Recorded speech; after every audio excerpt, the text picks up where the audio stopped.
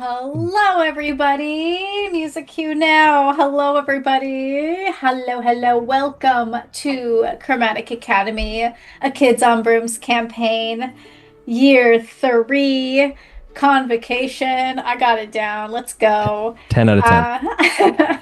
Episode 5. Um, we are going to have a good night tonight. It's going to be tense. It's going to be fun. It's going to be spooky because Halloween just happened. I hope everyone had a good Halloween. And let's go ahead and introduce our players tonight. We have Deanna playing Eero. We have Josh playing Calor. We have Lauren playing Oclis. We have Tessa playing Neora.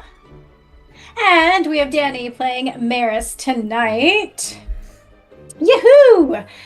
Let's go ahead and talk about our music. So the music you are hearing, I plucked from either Pixabay, Tabletop Audio, or Artlist. I am playing it through RPG Sounds, which is a free program that you can get on Steam. And the way it works is you put your music and your playlist out, and then you send out a link and everyone can hear it. And it's a great time.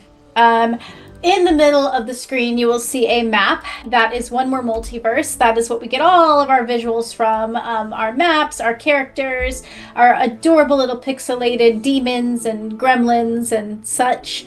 And if you think it's adorable too, you should go check it out. You get your first world for free. And you can keep expanding on that world as much as you'd like. But if you love it and you want to make even more worlds, then you should support them. They have a Patreon, and we love them so much. All right, and let's see. Thank you. Shout out to Zach, who I will say Zach helped me with this episode. So I will say shout out to Zach for being in the writer's room with me. And shout out to Tammy for all of the beautiful portrait art you are about to see coming up right now.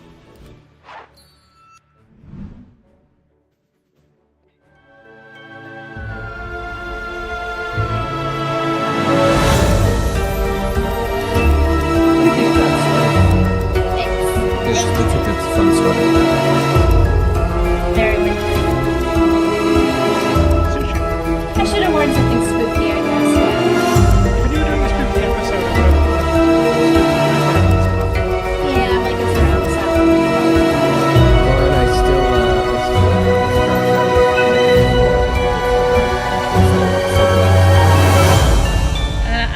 I thought you might like that. It's very good. I enjoy it. I just like that I'm here at the beginning now so that I get to watch the intro every time. This is such a bomb-ass intro. It's so fun to watch.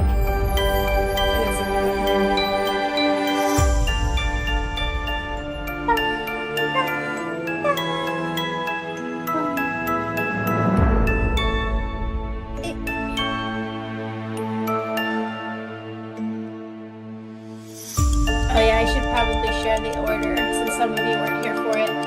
The order of interrogations tonight will go as follows: Maris, Neora, Oclis, Eero, Cal.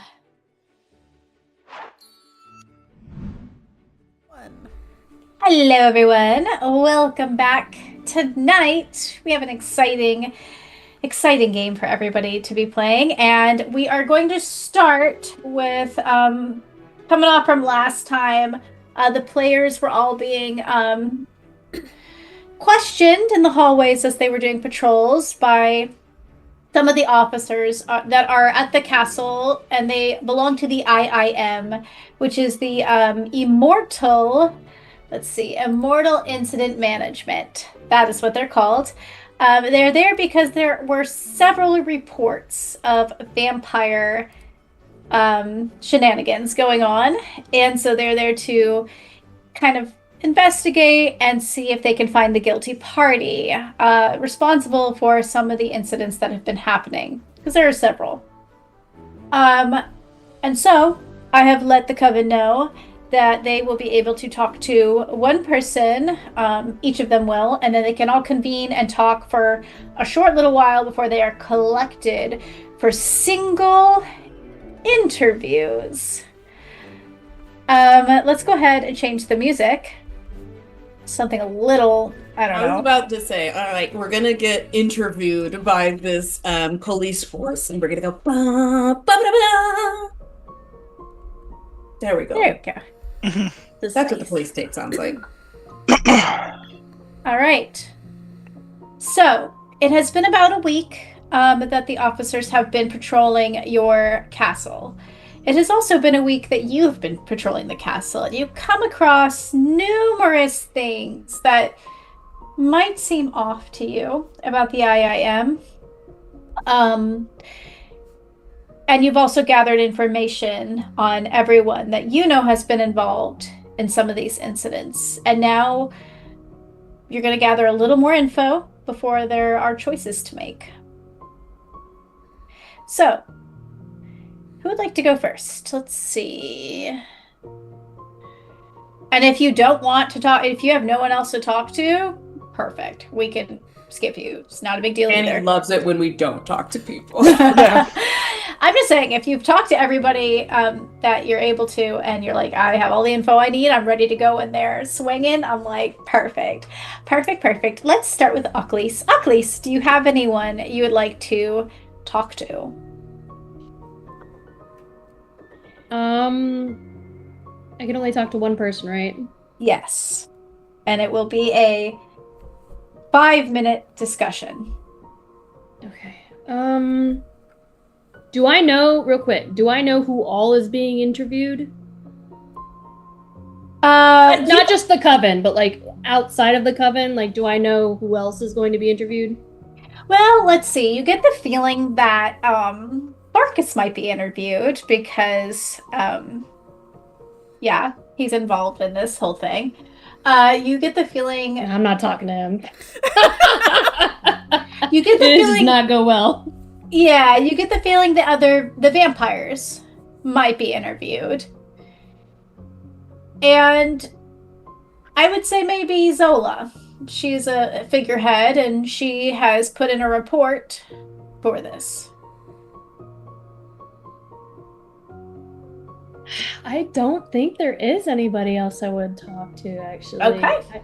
I feel like there should be, but I don't think there is. I feel like Okay, Yeah. that's good. I mean, that means you have all the information you need. I feel like I prepped knowing what I was going to say in my interview. Okay. All right, let's move on to Neora. Neora, do you have anyone you would like to speak with? Yeah, Nero wants to talk to Zola. So, you head on down to Headmistress Zola's office. You knock, and she says, "Come in." Hey, Zola. Yes, hello. How may I help you? Yeah, hi. Can I sit? Thought I'd have a little chat with everything going on. Of course, yes. Please do take a seat. I'm sure it's been a very busy week for you, as it has been for me. Yeah, it's been a lot of patrols, seeing a few things. A couple of questions that I wanted to ask, Of just course. to kind of, Yes. because like they're obviously gonna be asking like us all questions. Is this normal for them? Is what normal for them? The aggression they've gone about these investigations. I have heard some incidents where the IIM tends to be assertive. It depends on the officer that is sent to your facility, but some of them can be, yes. Has one been aggressive with you? Not with me, but I've seen some aggression to other people. I see. I'll be sure to look into that. Is there anything else you would like to speak about? Yeah, I'm aware this is more than just one incident, but the incident that happened the other night, like a week ago, in the vampires in the woods. Yes, of course. Did you know Laz was doing that? I did not. I did not know that that was happening. So that wasn't like a school-sanctioned lesson, as he worded it. No, it was not. And that's very unfortunate on my part. I suppose I should have known. But Yeah, I'm nowhere near this. Can I, like, how much is Zola letting on here? Nero does not trust this woman. I'm Yeah, shouting insight check into the chat. That's what Tess is reacting to. you can do a charm check. Let's see. Not my worst. TN 11. TN11? Okay, let's hope I explode then, shall we, folks? How optimistic we are feeling? It's a no. You look at her face. You're trying to Yeah. study to see if maybe she's like averting her eyes or she's shifting suspiciously. She looks back at you. As far as you know, she is speaking truthfully.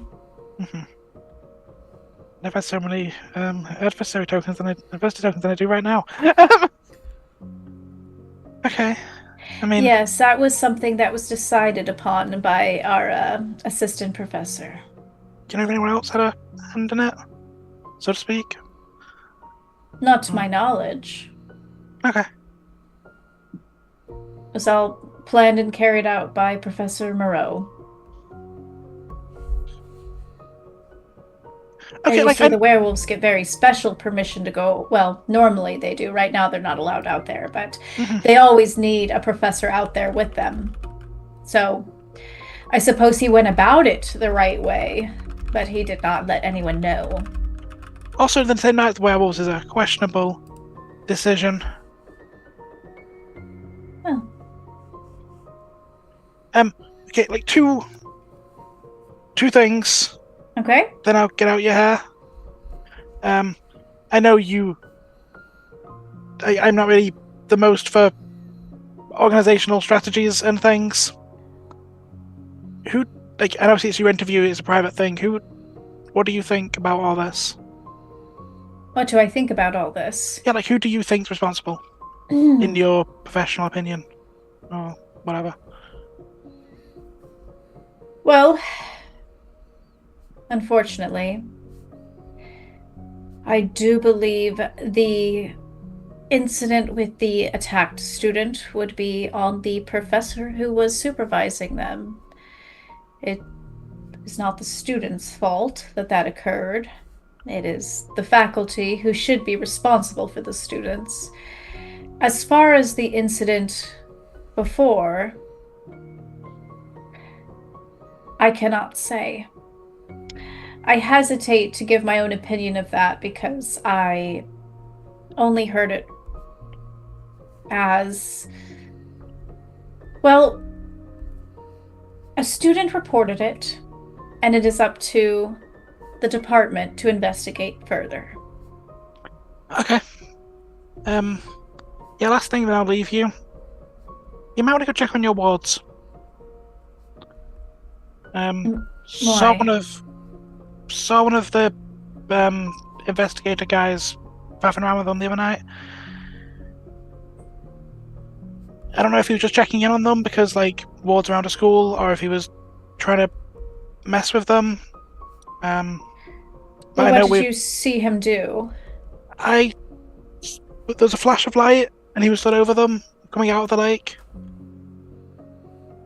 I think. I will be sure to check on them. Cool. You know, the whole demon thing and... Oh, yes, I know. The whole demon thing. I'm acutely aware, unfortunately. Cool. Well, thank you very much. Good luck with your classes today. Yeah, classes, that's top of my priority list. Let me know if you have any other issues. Lots. And she leaves. All right. Maris. Maris needs to talk to Farkas. Okay. Farkas right now is probably out doing laps in the stadium. Okay. She will hop on her broom and head out there. Okay. You'll see him huffing and puffing. He's like running around. He's probably a good 10 laps in. but he's just running and running and running. You can tell he's kind of trying to work off a little bit of his own feelings. Hey. And he sees you fly in. Oh, hi, hey. And he stops. What's up? You want to talk? About what?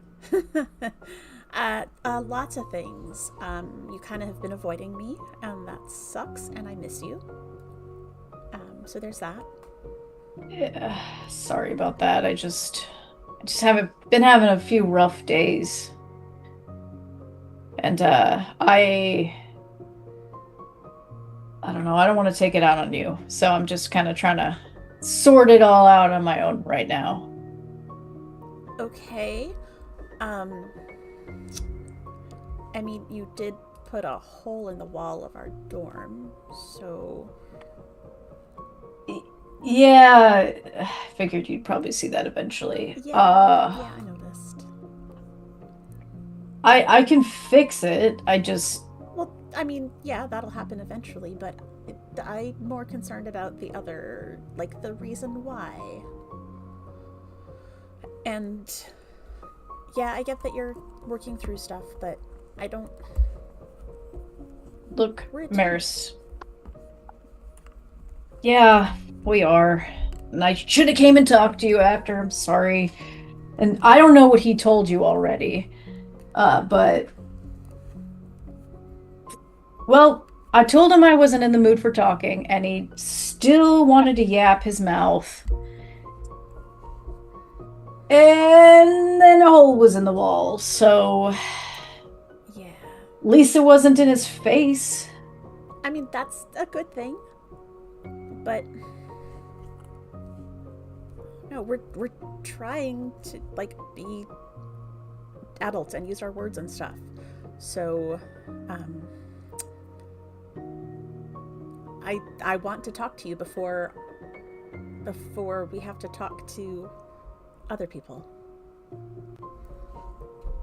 All right, let's talk then. So, I assume you blame Cal for everything. Well, yeah, it's Cal's fault. He's the one that bit you. No, Cal was the last step in a whole chain of events that weren't his fault. And that's the thing. Like, it's my fault too. Because... Mare, how is it your fault? okay, he's my coven mate, so I've seen him being all weird when he gets hungry.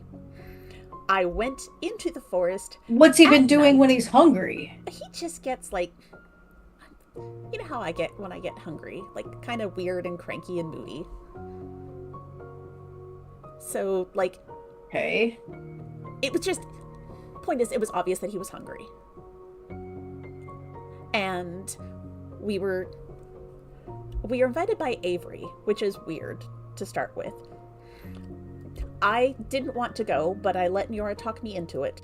So I made the choice to go into the forest at night with a bunch of hungry vampires led by fucking Lazarus. I shouldn't have been there. That was a stupid choice on my part. If I hadn't been there, this wouldn't have happened. And if Lazarus hadn't dragged them out there, this wouldn't have happened. And if Lazarus had fucking paid attention, like, he knew you guys were in the woods, why didn't he look for, I don't know, anyone else? He knows that a bunch of us will, like, non-werewolves will join you guys. There's a whole bunch of pieces. And yeah, Cal bit me, but it's not all on him. Eris. And he reaches over to try to take your hand. Look. You should be able to walk around school without that danger of somebody trying to bite you. And yes, it obviously it was the vampire teacher's fault, and all those vampires were out there in the woods. Okay, I get that, but Cal still bit you. Like, that's still, and he didn't just bite you, Maris. He tore into you. And not only that, when he was talking to me, he was acting like it was no big deal. He's like, it's fine. We have magic to fix that sort of shit. And it is a big deal. And he's not taking it seriously enough. I think he is outside of you. He barely looks at me. He barely I'm talks glad. to any of us. I know he's your coven mate. I know you guys are supposed to work together. It's just, I don't know, whenever I see him, ooh, my hair gets on end. Like, I have a hard time imagining. I mean, like, the way shit went down that night, you were lucky. What if he would have ripped your throat out? What if things would have gone worse? But they didn't. And But when's the next time when it happens? well, there's not going to be a next time because I have learned from my stupid decisions and I'm not going to make those same stupid decisions again. I'm not going out in the woods to spy on a bunch of vampires. That was a bad choice. Maris, does he have a plan if he gets hungry the next time you live with the guy? I think so. What's the plan? Well, I don't know because he won't talk to me right now. I think you're giving him a lot of credit. Should he even be here? If he can't control himself like that and he's attacking people all over the place, should he even be here? A one-time thing. He hasn't done it before. We're not even halfway through the year. I think we've learned from this. I think all of them have. Have you seen all of the vampires and how they're acting?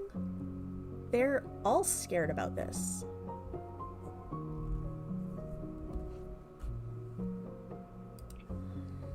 I guess I don't blame him. Well, no. None of them want to hurt any of their friends, any of their classmates, any of us.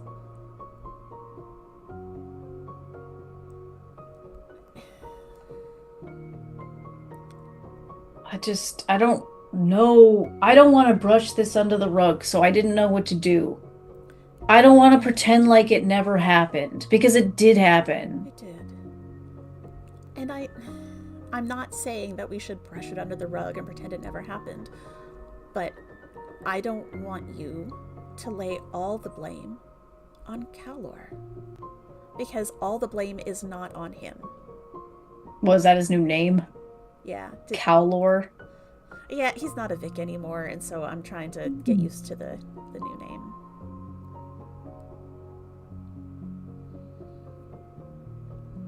I know he is important to you. I know you don't want to see him hurt, or taken away, or arrested, or whatever.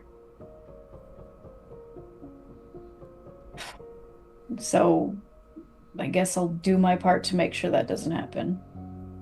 Thank you. It doesn't mean I agree with what he did. Oh, no. And I'm still fucking pissed at him. I know. And I'm not And he better not go knocking on my door. Okay. I will do my best to keep the two of you separated until we're ready to talk about this with more words. Oh, fine. Okay. And he'll step forward and he wraps his arms around you. She will hold him real tight for a second. And my pack's real pissed, by the way. I know. Look, once we get through all this shit, let's sit down and talk about it and figure out what we can do going forward to, like, not pretend it didn't happen, but move beyond it, because he's my coven mate and he's going to be my coven mate, and you were mine, and you're both going to be in my life in some form. Yeah. And I don't know if it helps or not. I read a book. Might have been by your dad. A book? About what? It was like the textbook version of the novels that I read. Wait, that book? Yeah. Ugh. Yeah. But I've done some research, and I've got a healing potion that is gonna fix some physical things, at least. You can tell Porcus is now red in the face after you mentioned that book. Yeah. We're gonna get through this, you and me, and we're gonna figure out how to go forward. And if it means that I have to divide my time, then that's what I do. Okay? All right. I mean, I know you don't have a lot of time to begin with, so I'm not going to make it harder on you, okay? Okay. I love you. I love you. She'll give him another squeeze. All right. Do your laps. And, you know, if you want to maybe come get me tomorrow morning to go running. Yeah. Let's do that. And he'll start running again. Just watching, not even Calvin, just Josh in the corner, just absolutely riling himself up. Just going, yeah, what you think, asshole? Getting ready. I find it's therapeutic to lose my shit on mute during these scenes. It's very helpful for me. I know, I had to like cover Josh's face as I was talking. To be fair, I was doing Sorry. exactly the same thing when Yor was talking to Zola, where I was like, interesting, interesting. Because I cannot just like smile and be talking about this. Okay. All right. Okay. Next up is you want to do it rock, paper, scissors? Okay. Rochambeau, shoot. Beautiful. We're scissoring. All right, let's try again. Rochambeau, shoot. Oh my gosh. Let's try guys. this. One more time and then I'm picking you. Rochambeau, shoot. Okay, yeah. Okay. You go. Do you actually, if you don't have anyone to talk to, that's the funniest. I do have someone. It probably won't be a particularly long scene, but we'll see. I don't know. He does have someone. Is it known that like there is a day when shit's gonna hit the fan, or is theoretically this day gonna come out of nowhere when we're all getting interviewed?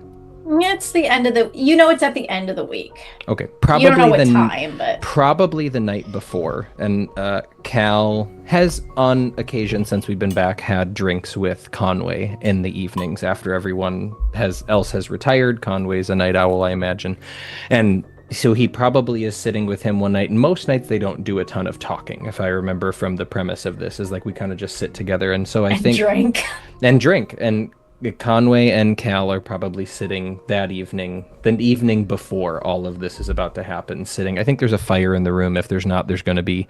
Yeah, Conway's sitting back in a chair. He's reading a botany book. And I think Cal probably he's probably staring deeply into the fire with his glass of scotch, and then kind of just says in the middle of their silence,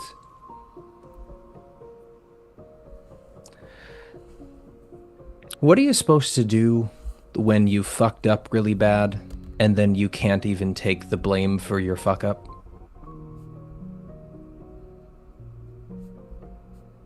What did you do now? A lot.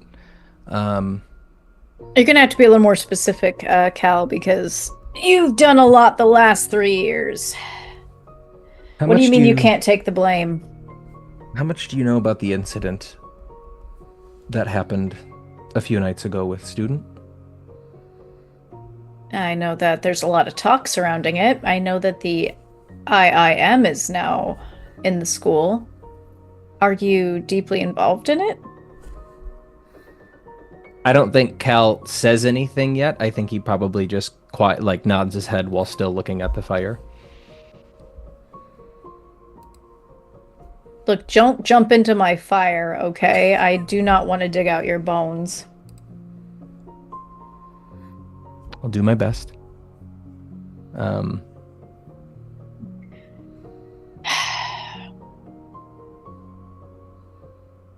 Did you kill somebody? No, she's okay. Did you traumatize them? Probably. Fucking really badly, yeah?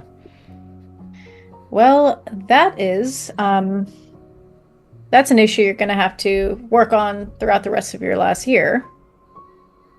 As a And start. I figure you probably have to be here in order to do that.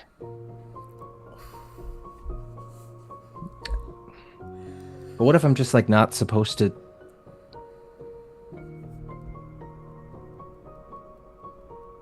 I feel like between a rock and a hard place really sums up where I'm at right now, because I can't leave, because I've made some promises I'm very intent on keeping, and at the same time, even if I wanted to, I couldn't. Why is Because that? I'm not the person who takes the fall for my fuck-up. Someone else who I care about quite a bit, apparently, would be the person to take the fall for my fuck-up. And there's someone... God, this is really just too much of a headache. Are they going to interview you? I was not involved in this situation unless you were somehow involved in the situation, and they probably then would have to interview me. So theoretically, this person that was not you and not involved in the situation,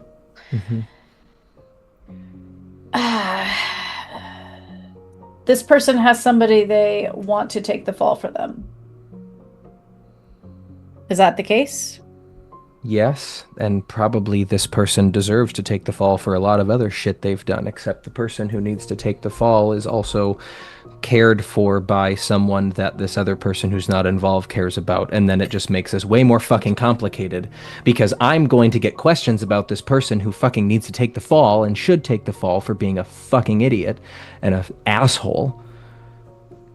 Yet somehow someone cares for this idiot and fucking asshole. And then I'm going to have to answer to that person. You're using I. You should probably stop that. They're going to have to. Yes, of course. They are going to have to deal with that. I think, well, we make a lot of mistakes in our life. Some of them feel irreparable or irreparable. But sometimes it's because we are so deeply ingrained in the situation we're in that we don't see a way out. It is possible that this person that they want to take the fall, perhaps they deserve it. But ultimately, the person with the power in this situation, the one who did the thing, is going to have to live with themselves after. Would that person make more of a good impact by dodging the consequences and having to live with it, or turning themselves in? That's not my decision to make, I don't think, but I do think that person will still feel a certain kind of punishment. They will still have to experience, well, they'll have to experience turning somebody else in, somebody else who was kind of innocent, apparently. Kind of not. I think Cal hasn't stopped looking at the fire during most of this talk, and I think he probably grabs a handkerchief out of his pocket and daps just a little bead of blood in the corner of his eye, and then tucks the handkerchief back into his pocket and turns and says, "It's really nice to have you back." And then I think Cal probably finishes his drink and gives the little cheers and puts the glass down and leaves. Cal, and he says this before you leave the room. He'll pause and look back. Please warn me if I should be planning to lose a student this year. You will do that, won't you? You'll hear it from me first. All right. Thank you. And Cal will go back to his room. All right. Eero. I want to talk to Avery. I don't think it'll be a super long conversation because it's a little bit more of a heads up than anything else. But yeah, wherever he's at, I might even go around to his common room, or not his common room, but to his dorm. Check in on the Misty Crystals, see if I can get him for a convo. If you check in on the Misty Crystals, they will say that Avery hasn't been back all night. And if you know, you probably will go to kind of look through Avery's normal haunts. And Avery is in one of the hallways, sitting on the windowsill, kind of staring out towards the forest. I just want to share with you that this is the 5th hallway and the 17th windowsill that I have looked for you on. You're very consistent aesthetically, but the hallways are numerous and shifting. Yeah, that's what I like about him. Wait, why are you looking for me? Are you looking not to be looked for at this time? I mean, I wasn't exactly looking to be looked for, but I suppose that I don't mind being found. And he looks over to you and... Can I sit wistfully on your windowsill and gaze at the forest with you? Oh, yeah, sure. He scrunches up his knees so you can fit. I also scrunch up. I'm kind of knee to knee. Right. So you know this already. You know that some of my coven mates, well, okay, all of us have been sneaking around watching what the cops are doing, obviously, right? We should be. Don't trust the government. And you know that some of my coven was present when you were being talked to by an agent. I did not know that, but okay. Yes, you did, because they told me that you talked to them afterwards, okay, and they said that you said you're spying on me. I know this. I went over it like 15 minutes ago. I know what you said. What's your point? They told me some stuff that the officer was saying, and I just kind of wanted to see where your head was at with that. Have you had any further conversation with oh god, was it Samuel? It was one of the dudes. Liam? Officer Liam? Yeah. The nice one. Yeah. Have you talked to him more since then? Briefly chatted every now and again. He likes to check in and see if I've got anything to tell him. I just want to some of the other things we've seen, obviously you've seen Samuel like dragging his baton along the wall like, look at me, I have a weapon in this school, but we've witnessed just like assaulting staff, witnessed them extorting and intimidating students. They're not nice people. Do you feel like you might be being lied to? I mean, I guess it's possible. But the chance that you're not is worth what? I mean, I'm gonna rat out your coven mate? I honestly wasn't thinking about that in that precise moment. Probably should be. That's not very coven-y of me. It's more, I don't want to see you being taken advantage of because they've decided that you're a target. And I don't trust these people, and I think I've looked into the literature. I don't see fuck all about a cure for damper. Like, there is no, at least in the current medical record, there's nothing indicating that this exists. So maybe he's got some black market thing that he's going to give you, but even that is shady. He said they were working on it. He said it was a work in progress, so it wouldn't be published. And for the record, I hate the IIM. They're scary. I don't trust them. But they would be the people who might know about something like that. They don't like vampires, transparently. So why wouldn't they be trying to experiment and find something to change people? But how do you think they could be experimenting? I don't know, with magic, with alchemy? How have the previous government institutions that this school has come into contact with experimented with magic? I don't know, probably on vampires, probably on Dompiers that they've captured. I know what you're saying, okay? I know. It's just... It's a little bit tempting, okay? It's... If somebody had walked up to me,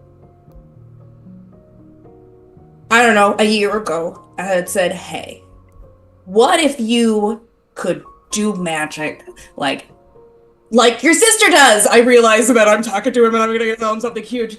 Like, my sister is, like, incredibly talented. Most dryads are. I'm not gifted like that. And I knew, they're experimenting on puppies and baby seals. And, like, but the noble thing to do would be to say no. I would do it, I guess. I would have done it at that point. So I can't say, like, you should be more noble, Avery. I just don't want... Hero... I don't want you to sully yourself for some asshole who's trying to screw you over. The thing about magic is that you can practice and get better. You can keep working at it and improve. I can't not become a Dampier. That's who I am. So, okay, it's a little bit different. And I appreciate the example, and I appreciate all that you're saying. It's just... It's really hard. I have a tenuous, once removed relationship with an extremely gifted alchemist vampire. It's not Cal. Don't worry, it's not Cal. Who is, from what I've been given to understand, more inclined than most to promote equality of the species, who I could... Probably not me, but that we could get some conversations going about seeing if we could do this. It's not a thing that's... I don't know how to do it, but it's not impossible. It just doesn't have to be done. Who do you know? He's like staring at you like... I don't know the politics between you guys exactly, but I know Cal is learning from Syndra Moreau. She's good at it. She is. And I know you have, like, the whole with the thing, but she's an Avenue who's not an armed government official who wants harm on students and staff here.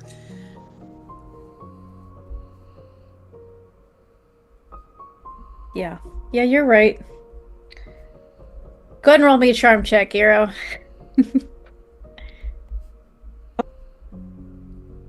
I'm gonna take my D4. That's a 3. Okay. You're right. I can't trust any of them. But would be nice. Yeah. I know.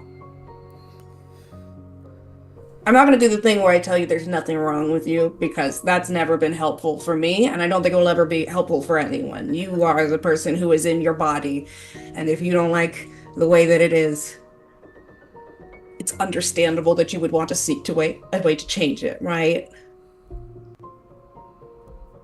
Same with you, Iro. He reaches over and he gingerly touches your wrist and he says, "You don't have to live up to your sister. You're pretty amazing the way you are." Have you talked to Maris in the last few weeks? I don't think so. Why? Okay, that's good to know. That's good to know. His hand is still on your wrist. I treasure our friendship, and I have to go to class, but I care about you a lot, and you should talk to Maris. For no reason, casually, you should talk to Maris, I think. A real casual, I care about you, and I hope you... I care about you too. Yes. The platonic ideal of care. I have to leave. I have to leave. And Okay. I care about you, and I have to leave. Bye. The hell does platonic mean? Walk down the hallway. I don't think that worked at all. I tried so hard and got so far. With my D4, nothing even matters. Okay, great job. All right. Are we all ready? Should we get a chance to talk with each other first? Oh yeah, you guys get to talk with each other. I was just so excited to start. Okay, you have like a short amount of time to talk to each other. Okay. So we know that we're going to be going in soon. We've been alerted to that. So where's everybody at? Where's the headspace? We don't... Bad? Yeah. Yeah. I firmly believe that Lazarus is the one responsible for taking my life essence and giving it to a demon. I think we're all on the same page for that one, though, right? Yes. He didn't have any school permission to host that class. Really? Well, that He just makes things did worse that. for him, doesn't it? Yeah. There's no oversight or... Shit. No record either.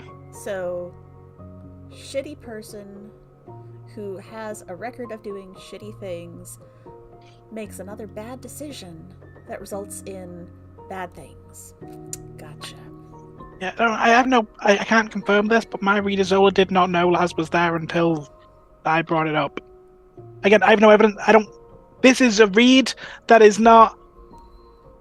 I don't know, but I don't know, she didn't seem too impressed. I mean, I believe it. I don't think he really talks to people. I'm gonna make an unpopular argument that will lead the conversation nowhere. I just feel like I have to say something. Mm-hmm. Go for it. Just so we all can feel bad, I guess. But the IIM doesn't seem like a great institution. The way that we've seen them behave with the staff and the students. Yeah. And our previous interaction with the government institution and the kind of centers that they take people to is not great. Mm-hmm. And I guess I'm going to make the stupid rainbows and butterflies appeal that if what the Nexus Institute did wasn't right, Yeah. then it's not right anywhere. Right? Mhm. But Like, is that what they're going to do to him, or are they just going to, like, put him in jail to rot? we don't know what they're going to do to him. I don't know. It's possible that it's like the Nexus Institute. It's possible that they just put him in a hotel for a few years. I don't know. I just don't trust that the government are the people who should be dealing with this issue, because so far the government has made the worst possible decisions on all fronts every time. And I don't want to be responsible for sending anyone, no matter how shitty they are, to get their brain sucked up by a vacuum, or like to watch their family disintegrate in front of their eyes for what feels like hundreds of years but is only 2 minutes. You know, like... There's also a very real note of, I think, not saying we do, just if Lazarus does go down for this, we are in a position to be able to inform the Moreau family. Like, no one knew where we were. Like, Conway found out after, and, like, was able to get to us pretty quickly. I imagine the Moreau family could do a lot and make sure that it is an above board.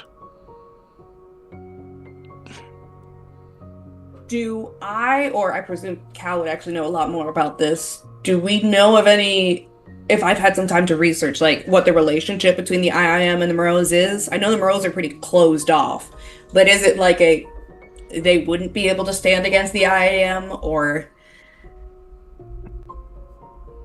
I don't know if I'd be able to bullshit something here. Just I imagine that Cal has not been. He's a member of the family, but he's new. He's a fledgling. He probably spent the remaining weeks after he got turned, like, not being taught about the political power of his new house, at least yet. So I don't think Cal has much to add to that. I can probably say that someone who may have a lot more sway in the family is going to have a rather personal stake in what happens to Lazarus, if anything. And so if there was power there to be flexed, they likely would. But I truly don't know. This is an organization who stamps themselves with pride on being anti-vampire on top of every other anti-immortal being. You know, what they'll say publicly is that they're here to just keep things in check when shit hits the fan, but I don't think that takes too much based on what we've seen to know that they just don't fucking like my family, So- my kind. Then do we just, like, say we want him to be dealt with by his family? I don't think we They're not get gonna- to I don't- choose. Yeah, I don't think they're gonna...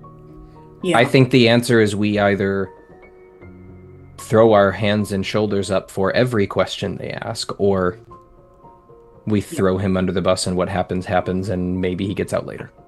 But if All right, everyone. That's a wrap.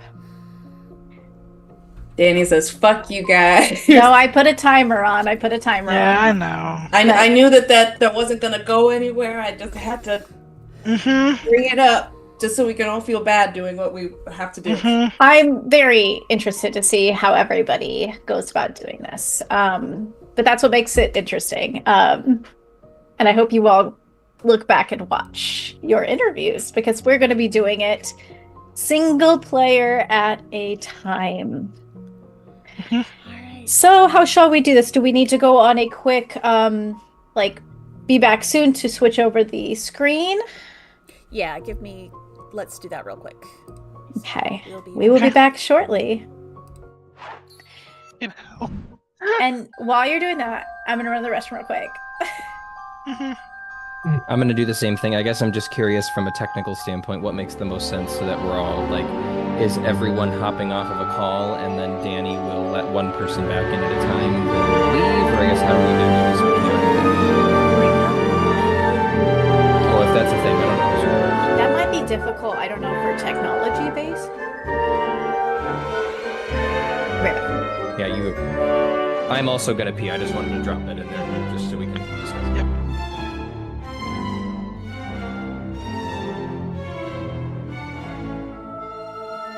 Yeah, and just watch the cameras for Danny to go. So we'll get to watch people's facial expressions. Does Or their lips, that's fine. Does everyone know who that is? I know the full audience. Everyone know who that is. I know I'm before second to last.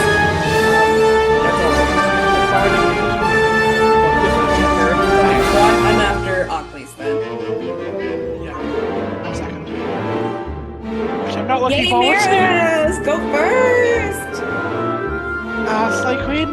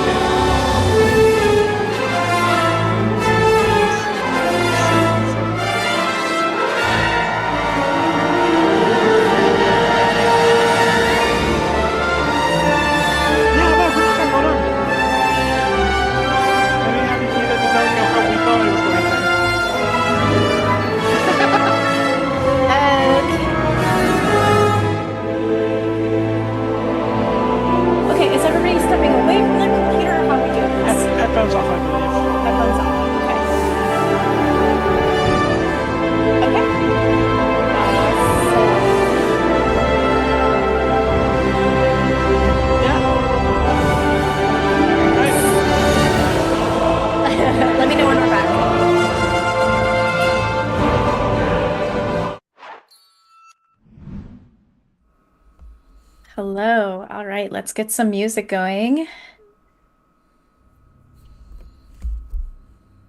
Okay.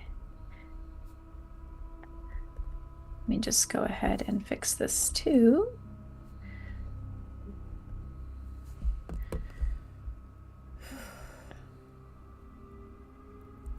And I'm going to bring you in. Just a moment. Maris.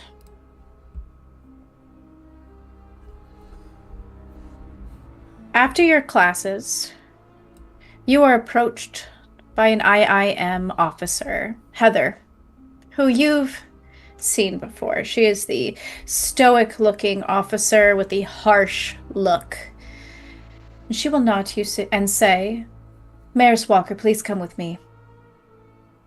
She will turn sharp on her heel and start walking through the halls. And it feels like you're following this officer forever as she leads you through winding paths until she opens a door and leads you downstairs into a dark room. Zach can't hear, so the audience can't hear. Oh no, he's not watching. Okay. She leads you into a dark room. The creaking of the floorboards following you. You are motioned to a stool, not even a chair, a stool stationed on the other side of the desk. And it is so dark in here that you can't quite make out the expressions of the officers, 3 standing behind the desk. You just see Heather's eyes on you. You see Samuel's toothy grin. And you see the slight twist of Officer Liam's smile. When you sit down, Heather reaches forward and takes the lamp and flips it so that the light is glaring into your face. Is that necessary? It is. We want to be able to see you clearly. Okay.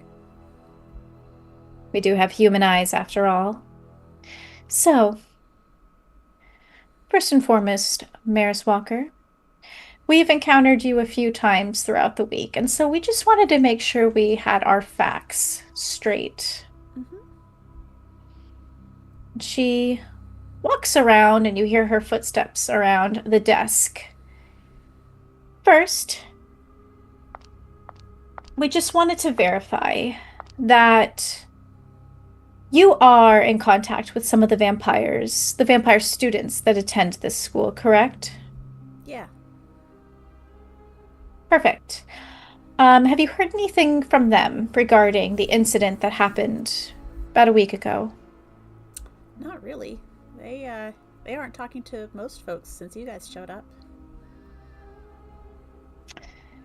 All right.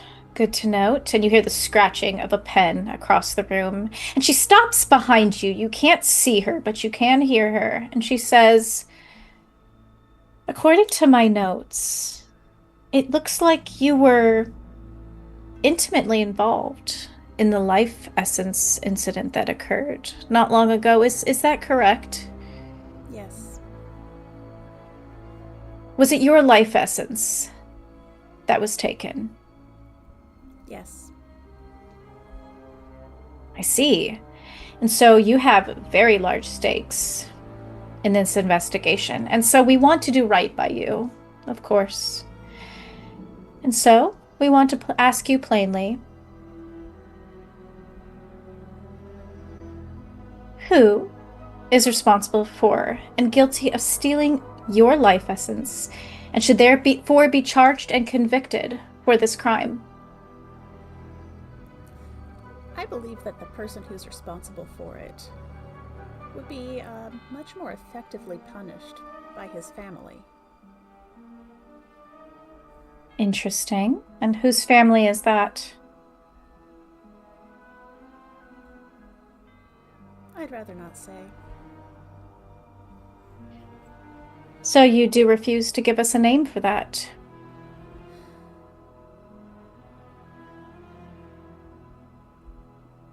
What happens if I don't give you a name?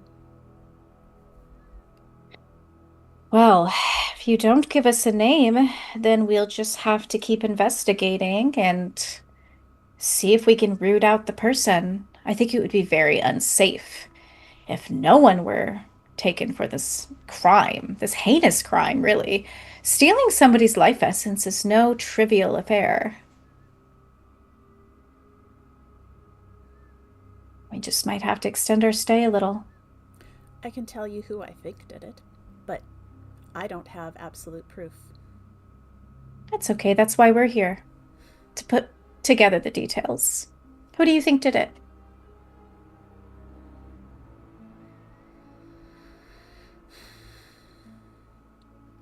I believe that Assistant Professor Lazarus Moreau had the opportunity to do so. Interesting. But I don't have any Okay. proof that it was him. All right. She nods and a little bit more scratching happens over by the desk. And of course, there is the other incident that happened not long ago. And so we will ask you, Maris Walker, who is responsible for and guilty of assaulting a student on school premises, shedding blood and endangering their life, and should be therefore charged and convicted for this crime. I don't think anyone should be charged and convicted for it. Who do you feel is responsible for assaulting the student on campus grounds? I think it was a series of poor choices made by a series of people. I don't think there's any one person to blame. And who are those series of people?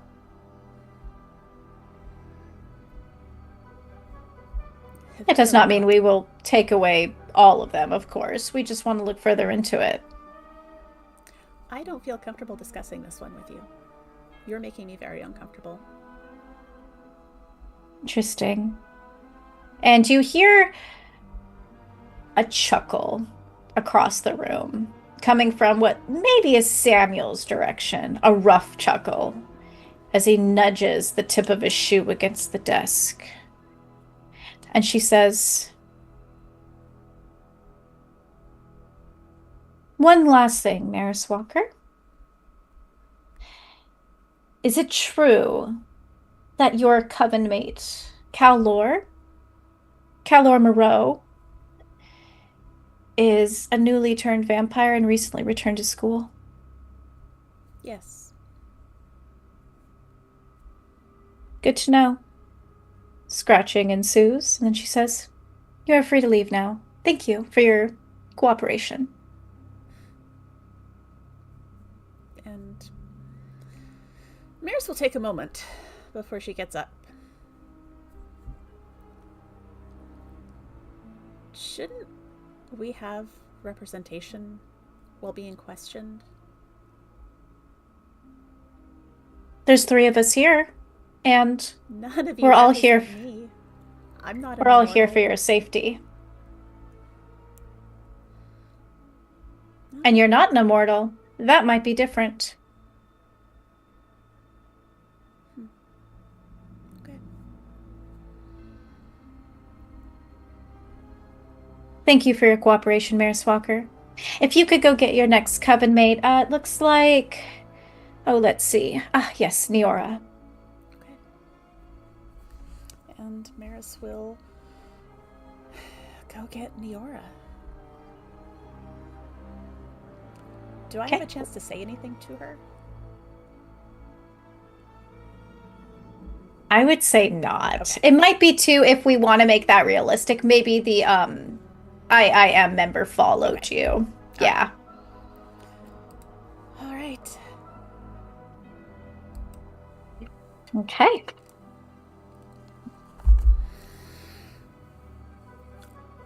Neora, hello. Yeah, hi.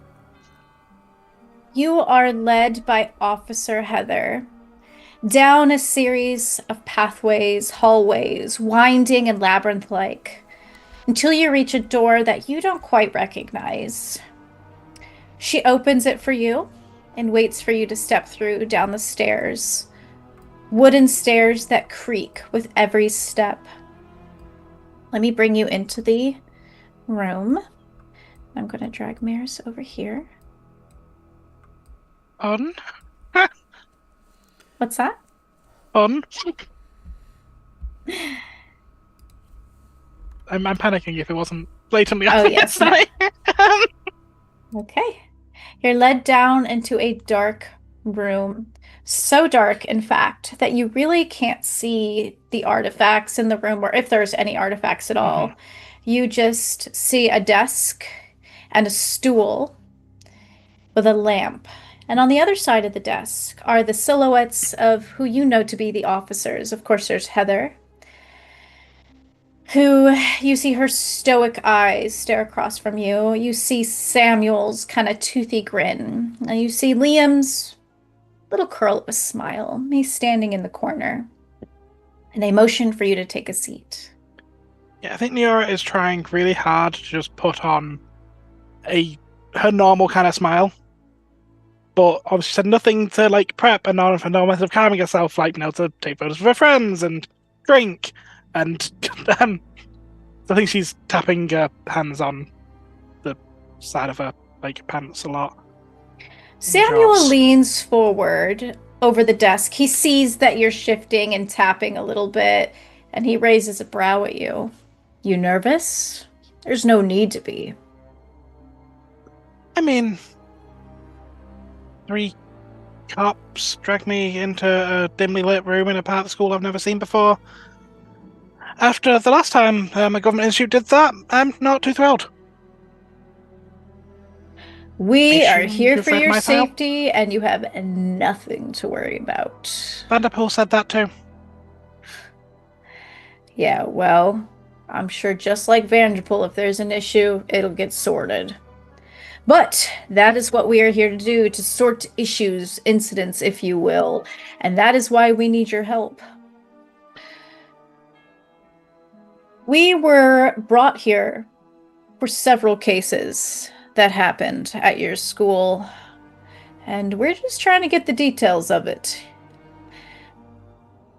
Of course, there was the incident of your coven mate, whose life essence was unfairly stolen. Yeah. And so, my fellow officers and I, we've been looking around, we've been talking to people, we've been really digging out the nitty-gritty in this school. Oh, and there's a lot. Big place. You know how it can be. Yeah, big place, lots of people. Lots of loyalties. And let's just hope your loyalty is to your coven mate.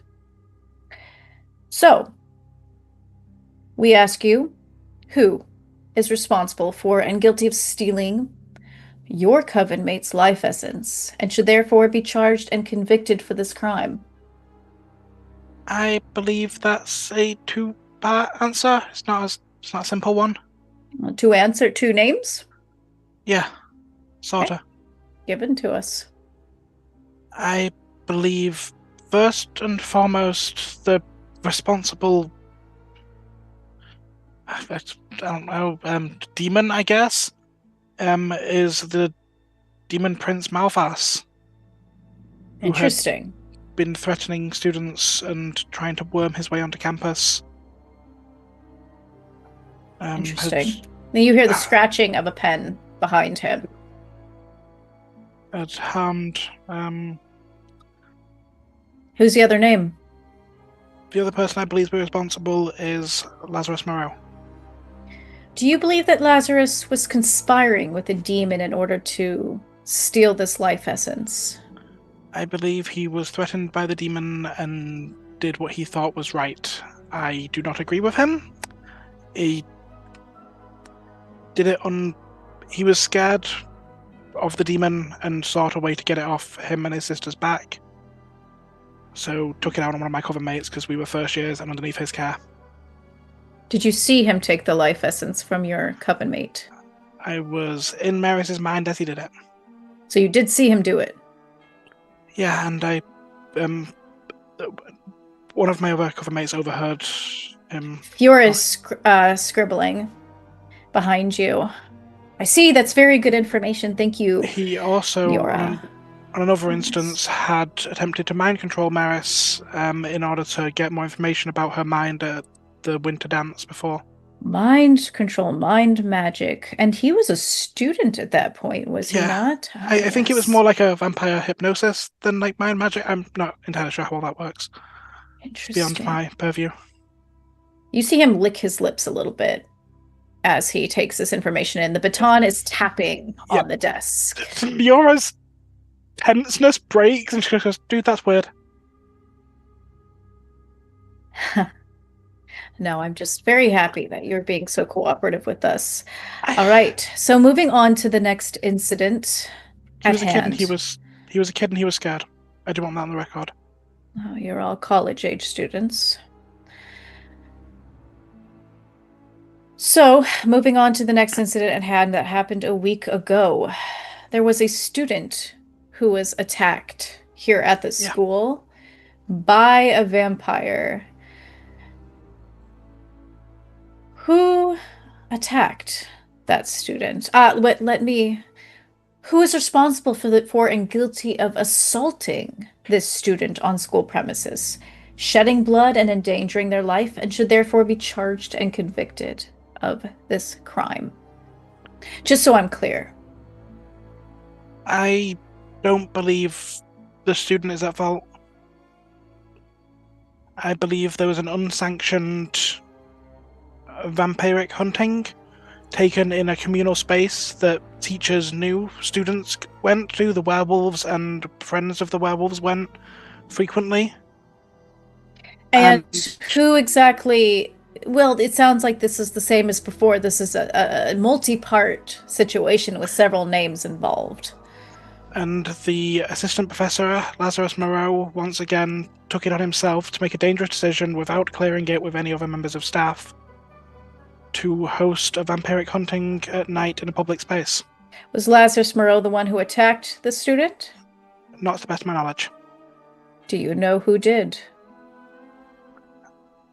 I can't say for certain. I know that I helped heal Maris. Well, I do have a lead. Perhaps you could verify for me if it is, in fact, Sophia Petrova. There have been a few people who have said that. My knowledge of Sophia is limited.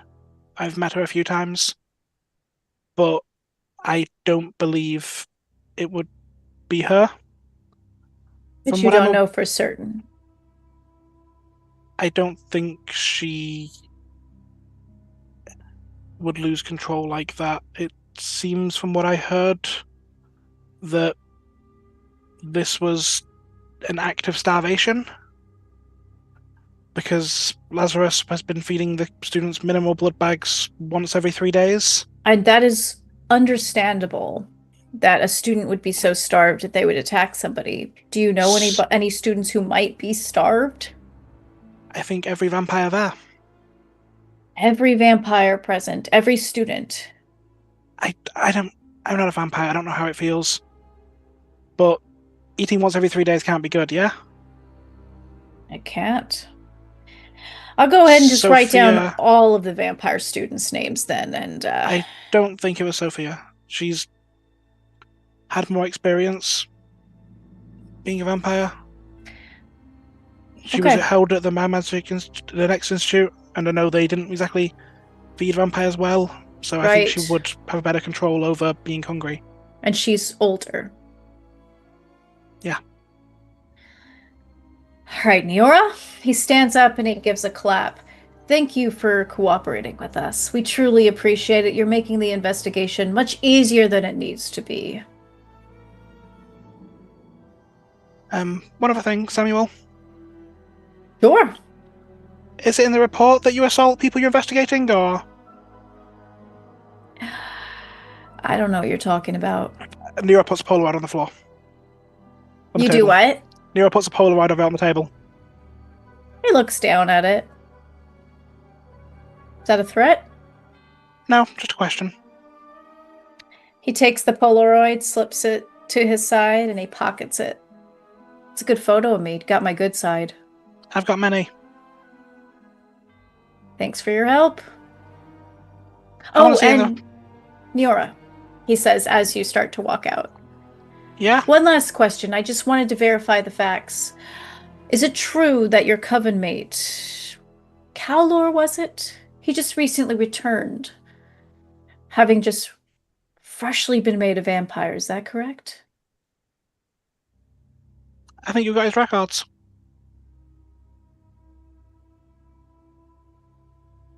Okay. Thank you. I have plenty of photos, Samuel. Thank Don't you threaten for kids on this campus. Thank you for your cooperation, Niora. Neore's middle finger. All right.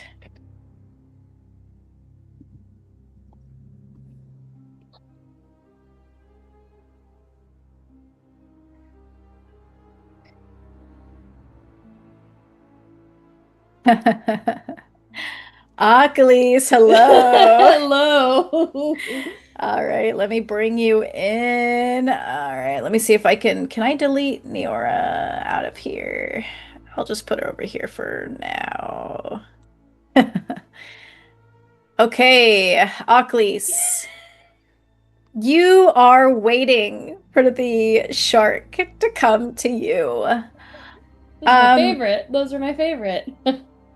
As far as you know, you've seen two of your coven mates being led away. Oh, this is happening in a cellar? Okay. Great. Okay. Okay. You hear the click, click, click of steps as Officer Liam comes to collect you, the dark-haired individual, and he gives you a soft smile and says, "Please follow me, Achilles." Following. And he leads you through a series of pathways of halls that feel winding and confusing. You're not quite sure where you are until he comes across a door you don't quite recognize. He opens it, and there is kind of an abyss of blackness as you look down. You take the stairs, they creak as you step upon each and every one of them until you are led into a dark room. A room that consists of a desk, a stool, and you see the two other officers as well there. Not quite visible, kind of covered by shadow. You can see bits and pieces of them as their eyes follow you. So we have Liam and then what other two? Because there's Officer four. Sam. There's three: Officer Samuel, Officer Heather, and Officer Liam, who collected you. And yes, and so Liam. I wrote down four, but I wrote down Samuel and Sam, so that's my bad. Okay.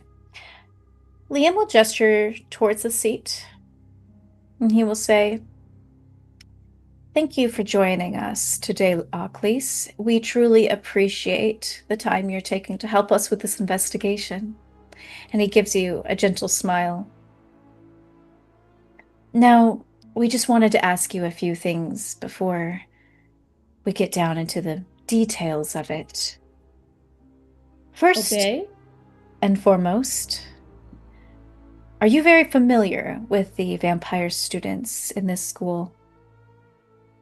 I mean, some of them, just as much as I think any student, but yeah, I know some of them. Some of them I don't really talk to, honestly, though. Are you close with any of them? How would you define close? Because, like, I'm really close with Iro. Like, we're a thing. Yeah. Well, you don't necessarily need to be dating one of them, but are you friends with any of them? Oh, yeah. Who are you friends with? I am friends with Cal. I think that's it. I'm trying to think, like, am I friends with it? I'm not going to say Avery, because Avery's not a vampire, as they have very specifically said. Perfect. So you do know Cal. Of course, he is your coven mate, and he's your friend too, then. Ah, all right. Well, of course, we were called here on several incidents that occurred this year. and the year before. Yeah. One of which was a heinous crime against your coven mate, Maris Walker. Her life essence was stolen. And so we are here to make sure that she is brought to, there's justice involved in this, that we can make sure she is safe and the students here are safe, and that everybody doesn't have to worry when they go to class or step out at night for a broom practice. I mean, I'm all for justice. Like, what's your definition? Like, what are you going to do exactly justice-wise? Like, what is your justice? Because everyone's different, and I'm from the ancient Greek kind of pantheon, so like our version might not be what you guys do. Of course, yes. Well, the person who is irresponsible, it is a very severe crime that was committed, and so we do plan to arrest them. So, we want to ask you, because you are so involved in the justice system, of course, you must have a lot of experience in this. We want to ask you, who is responsible for and guilty of stealing your coven mate's life essence and should therefore be charged and convicted for this crime? You want to know who it was? Yes. It was Lazarus. So confident. I mean, yeah. Did you see him do it? I don't remember. Did I see him do it? I can't remember. I can't remember if I saw him do it. Parentheses. I can't remember. I saw him do it. You were in Maris's mind when it happened. I know that she told me, but I don't remember if... That's okay. How would Ockley's respond? Actually, I would probably say that then. I mean, Maris told me, and like I believe her. And then that like I was in her mind, so I could like sense, Has Lazarus done these kind of things to you before? To me, not to me, but to students, fellow students. No, this was the only thing I remember happening. I mean, he's kind of an ass, honestly, but That is what I've heard. That's very unfortunate. But like, I don't think he deserves like the death penalty, but like, maybe like a nice reform, Of course, yes, it is a reform of sorts. What about Professor Petrova? Have you had any issues with him? I mean, he's kind of an ass too, but look at his job, like the kind of stuff he does, you have to kind of be an ass to do what he does. Yes, I can see how that might be the case. And so, but you haven't really seen him hurt any of the students before? Hurt? No, honestly, I've seen him put people's minds back together who did stupid stuff, and he was there to help. Honestly, if he wasn't there, we would have probably a few less students than we do today. But of course, yes. Don't tell him I said that, because again, he's an ass. And you look at Liam, he does this. I look at him like I look at him with the same kind of face that an adult in their 50s or 60s saying 6'7". Okay, that's the way I look at that man when he does that. Okay, let's move on then. Of course, we were called by another incident, and I'm sure you've heard about it amongst the students. A student was assaulted on school premises, and their blood was shed, and their life was endangered. So who? Yeah, that was the giant wicker man, right? You're talking about when it came to life and it like attacked the school? Oh, no. This was a week ago. Oh. I mean, that happened too, but nobody talks about that. Yes, well, we would have been called if it had been an immortal, but unfortunately we're here for this specific incident.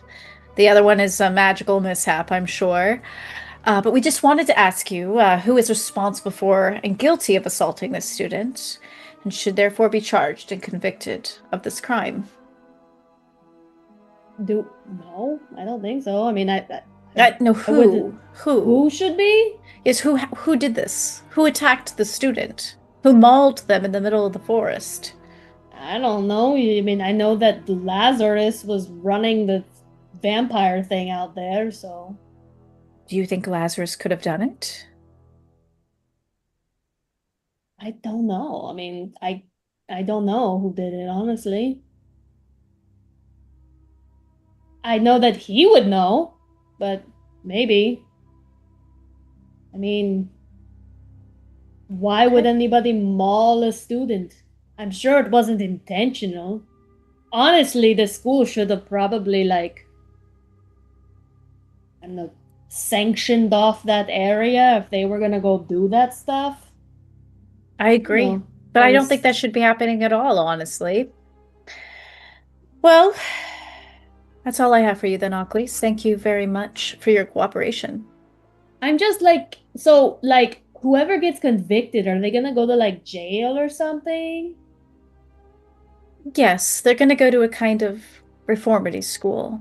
What can I'm curious, like I was just talking to some of my coven mates because it's my last year, so there are a lot of us who are like there was a job fair and stuff, and so I'd be I mean, I talked to Sam the other day and he was cool. You want to do an assistantship with us? Well, I don't know yet. That's why I'm asking. Like, are you guys like helping people become better, or are you like, Of capital course. punishment where you put them Well, in a hole and they're in solitary confinement for like oh, no, no, no. 500 We're here for years? justice. We're here to fix and to keep people safe. That doesn't really answer my question at all. Danny, there's a purpose to me trying to find this out. I promise. Liam will take a little business card from his pocket and put it on the table and slip it over to you. Okay.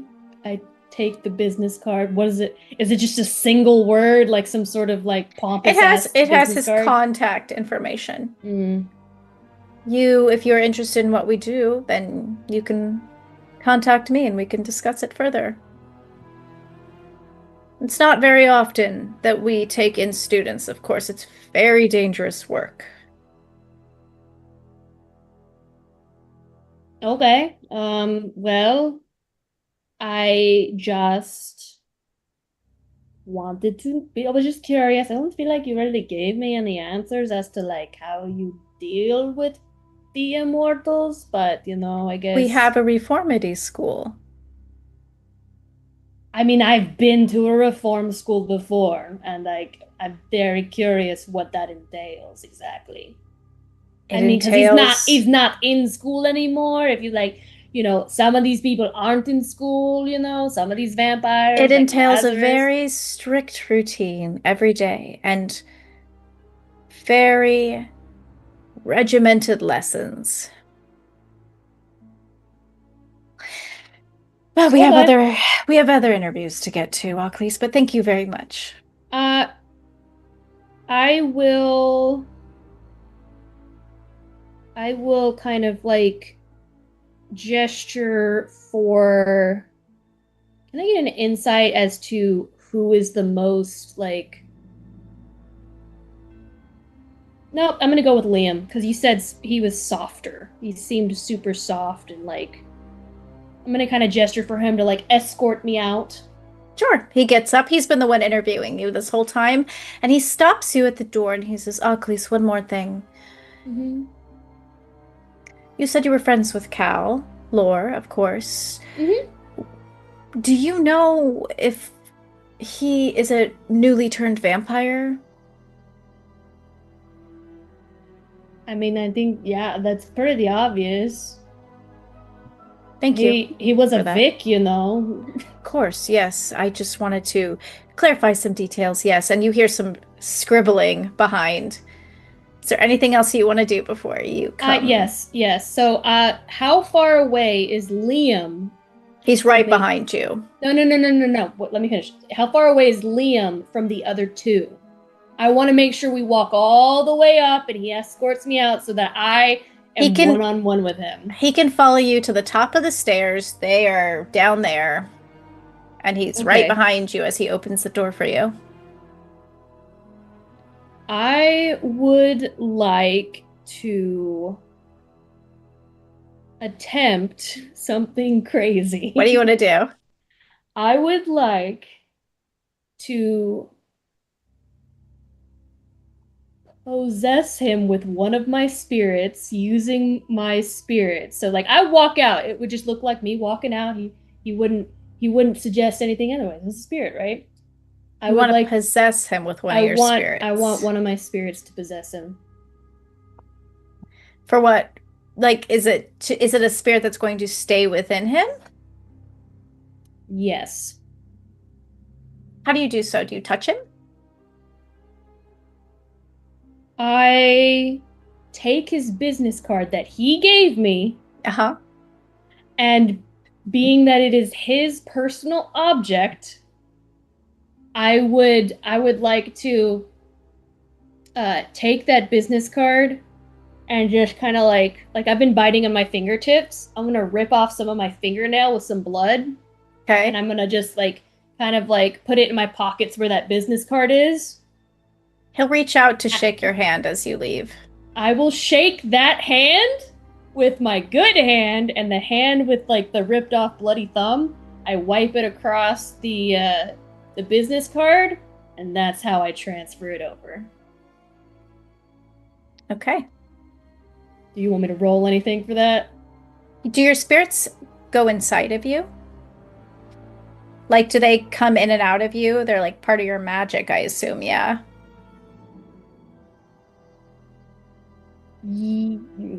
Oh god, that's a great question. I think in a sense they are. These little guys are probably a part of you, maybe? Yeah, maybe. So, okay. I would like to essentially, the reason I'm doing this is I want to make sure it meant a lot to Eero that nobody gets sent to purgatory, essentially, or tortured. Is there any way that I could lessen the sentence by influencing this man?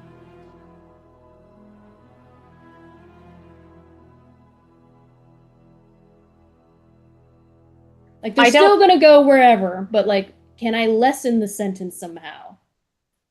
Give him some more humanity, because obviously it feels like these guys are racist as shit.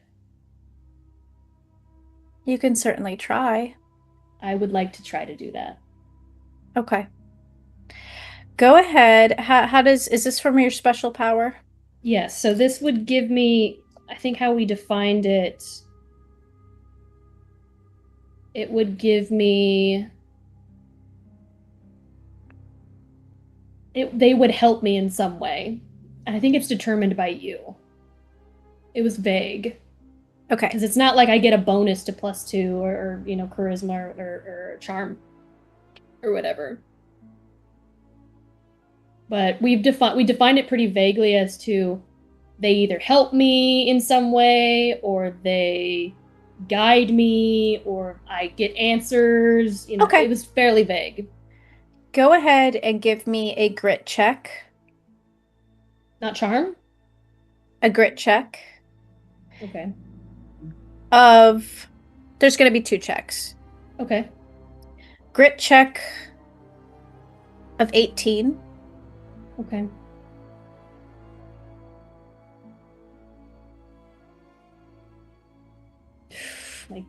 My grit is so terrible. What did you get? I got 6. Okay. On my grit. Go ahead. I don't know what this is for, though, but I can use adversity tokens to get it to not be that low. It's up to you. That's a lot of adversity tokens, though. Yeah. And you have yet to do your charm. Yeah. Okay. And a charm check of 8.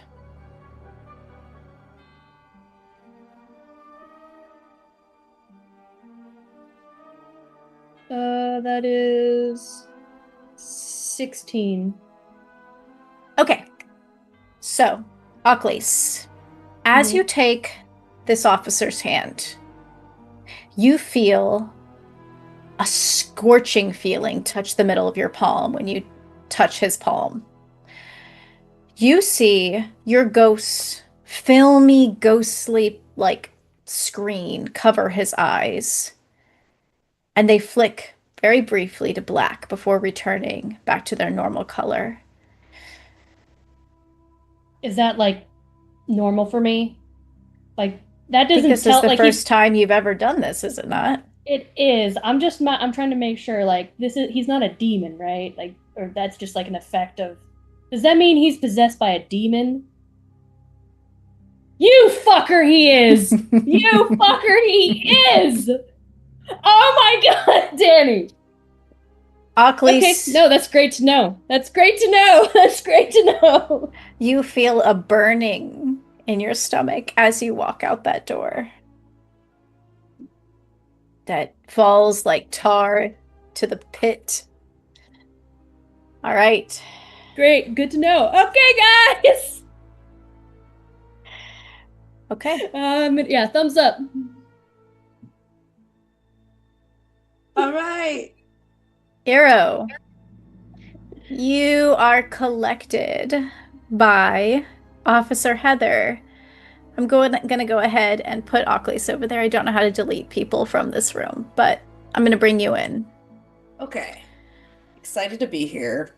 Officer Heather gathers you from your last class and leads you along a series of hallways, upstairs, downstairs, a labyrinth-like path until you finally come across a door. I'm going to be deeply irritating. So I've had a map of the school since, I think, the second session of the first season. Can I do a brains check to know exactly where we are? I would say, just off the top of your head, you don't recognize this door. Okay. It's Do a I new know what door. we're under? Like what region of the school we're in? Sure. You would be, I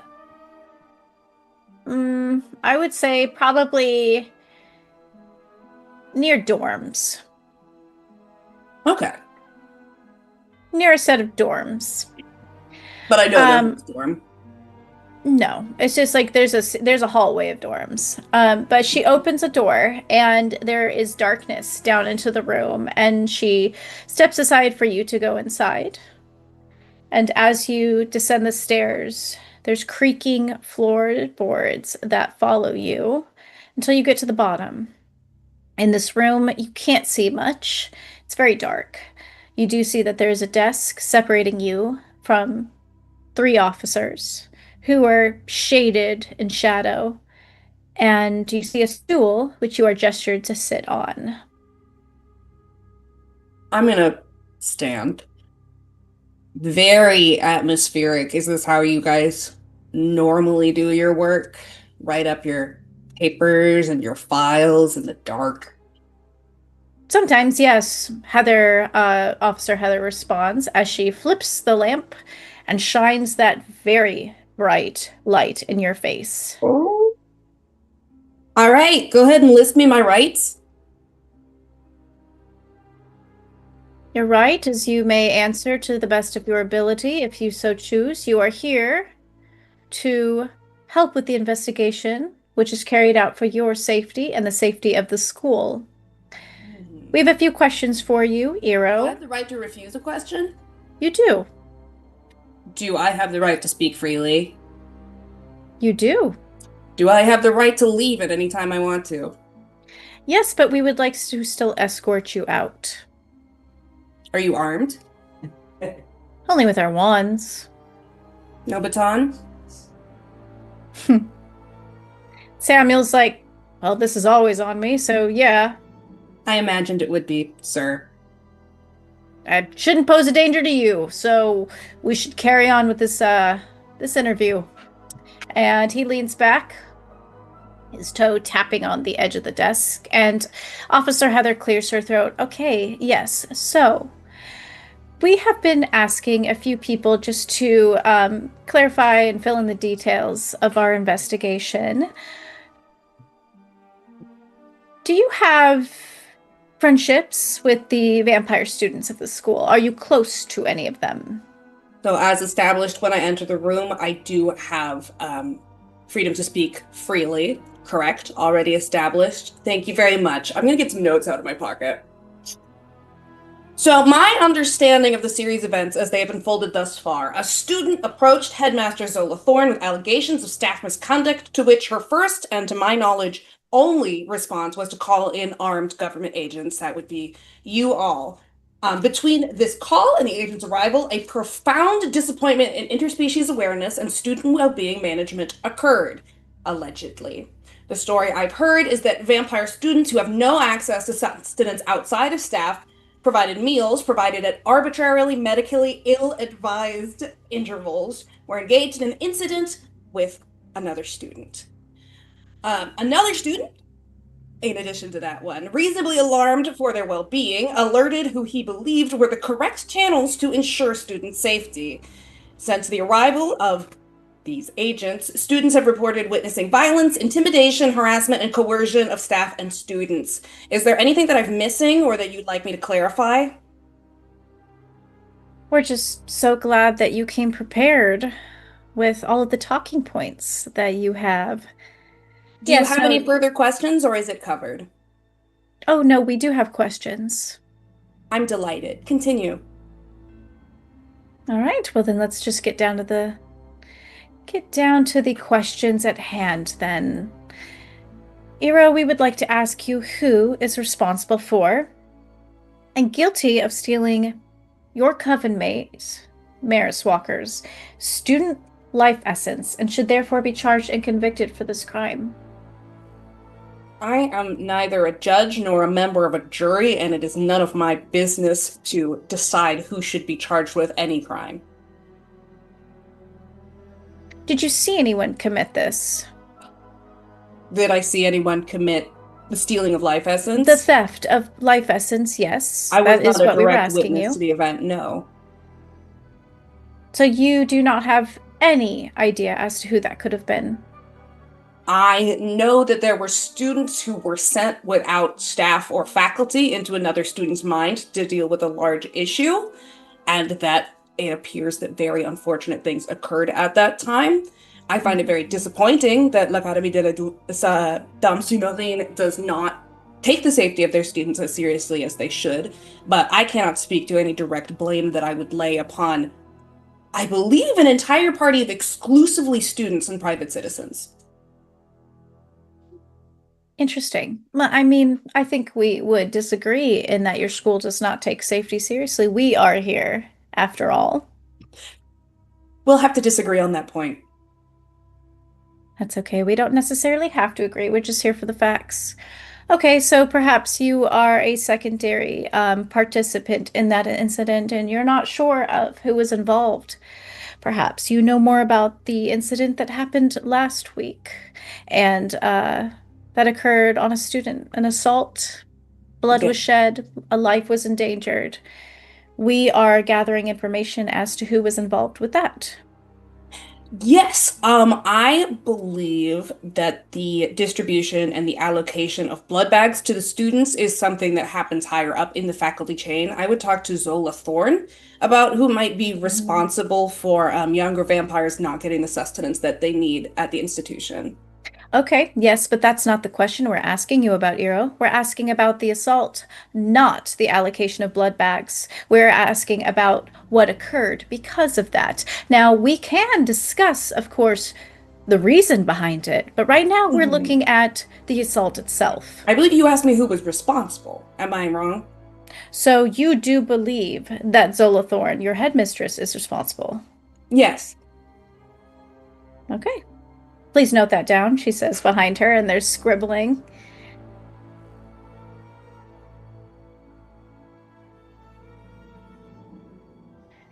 Let me be a little more clear with you then. Iro, who was the vampire that attacked the student out of desperation and hunger, out of starvation, even. As established, I have the freedom to refuse a question. I do not think that I have the eyewitness testimony to properly answer this question. But you know. I was not an eyewitness to the moment. I've heard reports. I have heard from people who were there, but I don't count that as full testimony personally. Well, what did those reports say? There were a number of names that were thrown around, but I don't wish to throw anyone's in harm's way based on hearsay. Well, little bits of hearsay can sometimes piece together the truth if there's enough consistency in that. I heard that it was Babette the raccoon who lives downstairs. Interesting. Not a vampire, but we'll take note of that. She looks back up at you, Eero. Stares at you. Go ahead and roll me a charm check. Gonna go great. It's gonna go so well. That's a 1! Everybody here for a 1! She stares at you and stares at you until she gives a curt nod. That will be all. Shall I leave? If that is your wish, yes. Are you all escorting me? Do I get to choose who escorts me? Am I gonna get hit with the baton? I will be escorting you out. And Heather gets up and walks you. But when you guys get to the base of the stairs, she will stop and say, one more thing, Eero, just to clarify. Because you might know this, I assume, since he is your coven mate. But was Cal Lore recently turned as a vampire? Is that the case? I'm going to have to admit that I don't have knowledge of the full timeline of when that might have occurred. So was he a vampire last year when he attended school with you? I know that his relationship sounds very loaded, but he had heavy interactions with Cinder Moreau starting in the first year of our school. So you're thinking that she turned him into a vampire in the first year of school? Not necessarily, but it could have happened anytime in the last 3 years. I don't know the full timeline. Thank you for your cooperation. And she will open the door. I do my best to be cooperative, ma'am. She will nod and motion you out. Goodbye. Okay.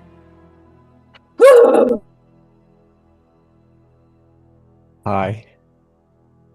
Hi, Cal. All right. I'm feeling great. Good. Mhm. I'm glad.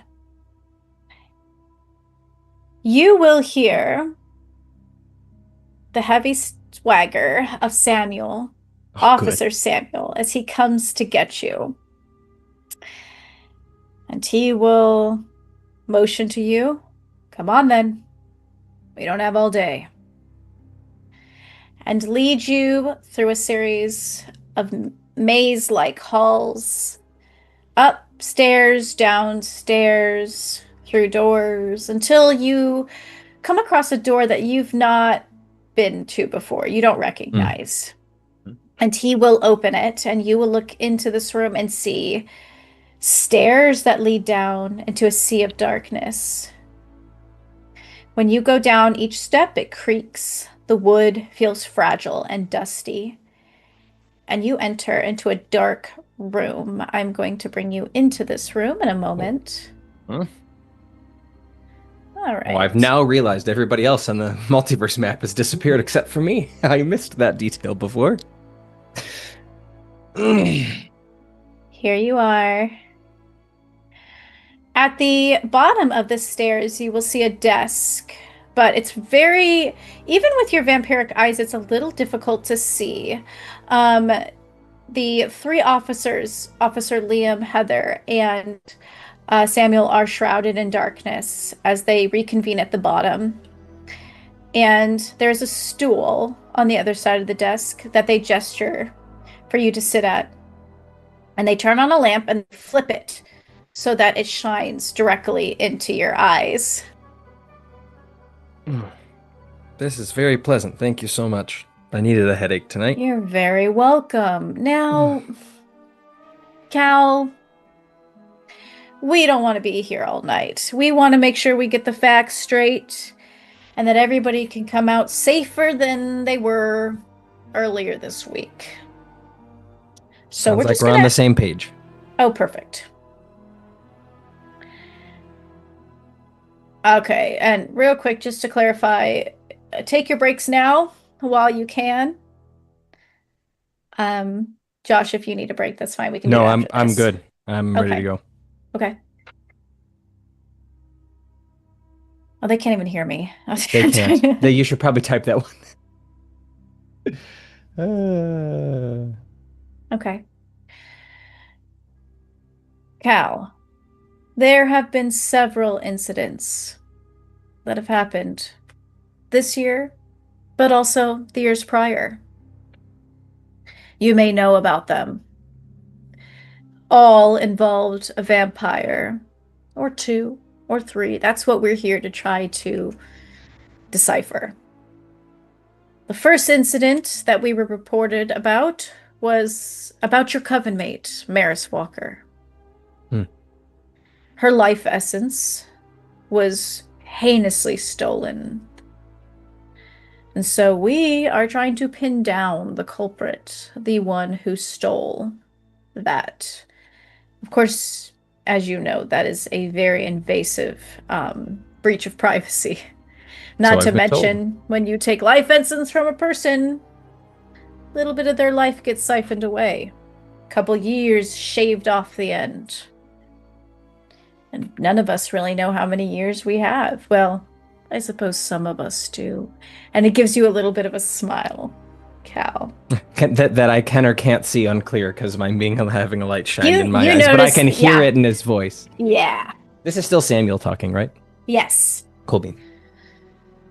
So, we would like your help, Cal, in pointing us in the right direction. Who stole your coven mate's life essence? Well, you have to understand that anything you hear from me is going to be at best secondhand. As I don't know if maybe you're aware, maybe you're not, depends on how good you are at looking into the past, but I was absent for a lot of the last couple years for a variety of reasons, unfortunately. I haven't been there to help said coven mates that we're talking about at this moment, but from what I was told, Professor Lazarus Moreau was the person who I've been told had at least had a hand in taking the life essence. Why, I don't know, but... Who were you told that by? My coven mates. All of them? Well, no, not all of them. Who? Is it important who, or is it important that I was told it was Lazarus? It is important that we get our facts straight. Okay. Well, it should be unsurprising that the person who told me is the person whose life essence was taken. A direct source. As direct as you could get, I imagine. Yes, that's true. Okay. I mean, unless Lazarus admitted to it himself, but I doubt he would. Why do you doubt that? I think everybody understands the weight of that crime, and I think you'd have to be... I mean, unless he has any amount of remorse for doing it, which Lazarus doesn't seem the type. Well, that was direct enough. Thank you, Cal. Let's move on to the attack on You sound surprised by that. I'm sorry. You just... Oh. By My Your directionist. faculty member? Oh, well, yes. I mean, we've had quite the time interviewing, and some are less direct than others, but you have been very cooperative and we appreciate it. Hmm. And you hear footsteps as Samuel gets up and steps to your left-hand side. And you see Officer Heather step to your other side. And Liam, with his notepad and his pen, strolls behind you. And you hear Liam's voice. Now to the most recent incident at hand, the attack on a student on school premises. Now, Cal, Lore, Moreau, we don't want to pressure you in any way. And we know that it's possible you were out there in the forest when it happened. So we just want to ask you, who did it? As helpful as I was able to be with your first question, I will be equally as unhelpful with this one. I don't know. You're right, I was out that night, but I didn't see anything. I didn't hear anything. I smelled something. Obviously, there was quite a bit of blood, but I don't know who attacked. You don't remember? No, I have full memory of that night. I just don't know who did it. You don't know. It's very interesting considering you were there when it happened. I mean, the forest is a big place, officer. Agent, whatever you want to be called. Officer is fine, thank you. So, I'm going to be so real with you, Cal. You're not in a good spot. We've had a few of your coven mates tell us that you are a freshly turned vampire. And as you know, we know a lot about freshly turned vampires. We have a lot of experience with them and their lack of control. And you feel the breath of his words on your ear as he says that. So, honestly, it's not looking good for you. I'm sorry, are you trying to insinuate you have any evidence that I was more directly involved in this, or are you just threatening me now? We do. We do have evidence. Such as? That'd be surprising. So, care to enlighten me? Well, not only do we have the information that you were a freshly turned vampire and therefore have less control over your senses when blood is shed, and that's so understandable. We have another account that has told us that they saw you do it. Now, we obviously take every account into consideration, and we don't trust every single account that's turned into us, but it would be very helpful if we got a first-hand account from you telling us what you do know.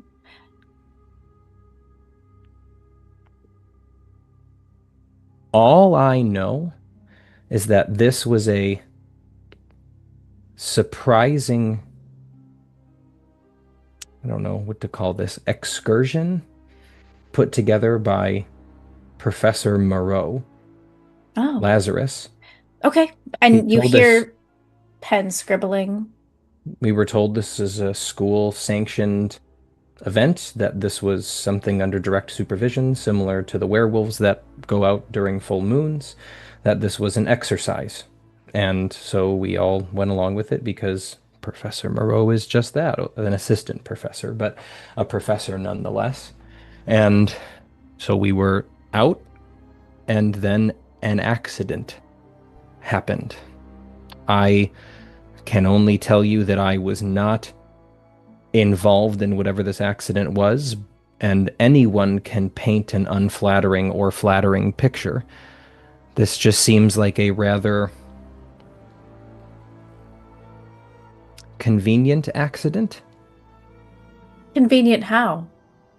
Well, for someone who had the power to put an event like this together to do so, maybe knowing that he has a very freshly turned vampire as part of the group and an easy target.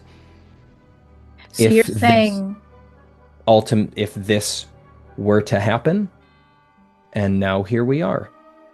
Oh, it would make sense, though, that Professor Moreau, if he organized this whole thing, Possibly. perhaps he was the one that did the attack. That is possible. Seems like a natural conclusion from the facts that appear to be here. Now, it's possible he was coerced to do so. I couldn't. That seems to be more of a stretch that I'm willing to make. I can just lay things out as I know them. I was told as a student by a professor that this was something that we should attend, that this was a training exercise, and then something went wrong. And now I find myself being questioned and told that Do you feel safe around Professor Moreau?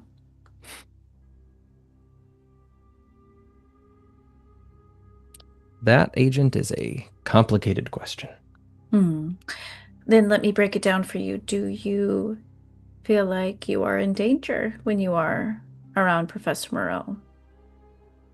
Let me make it even more direct. Have you ever been threatened by Professor Moreau? Yes. Scribble, scribble, scribble. Good to know. Your life has been threatened. Yes. Scribble, scribble, scribble. All right. Thank you. I think that will be all. This was about as fun as I thought it would be.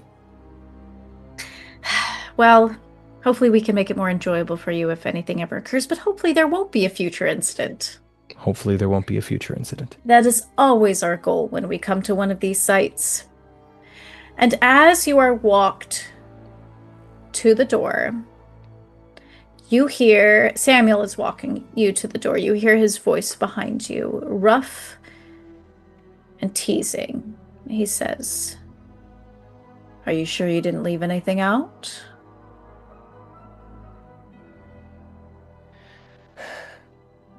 Positive, officer. This was a pleasure, and like you said, we both wanted to make this as brief and informative as possible.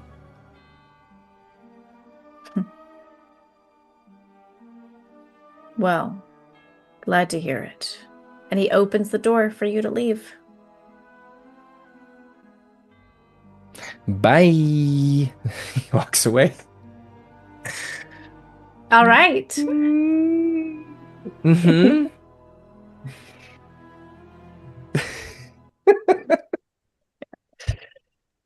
So how'd it go, everybody? Mm-hmm.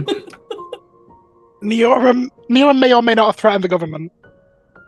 Sounds about right. Hockley's was rolling a lot. And I fully expected 3 of the 5 of us to threaten the government, so I'm glad to know I have at least confirmation of 1.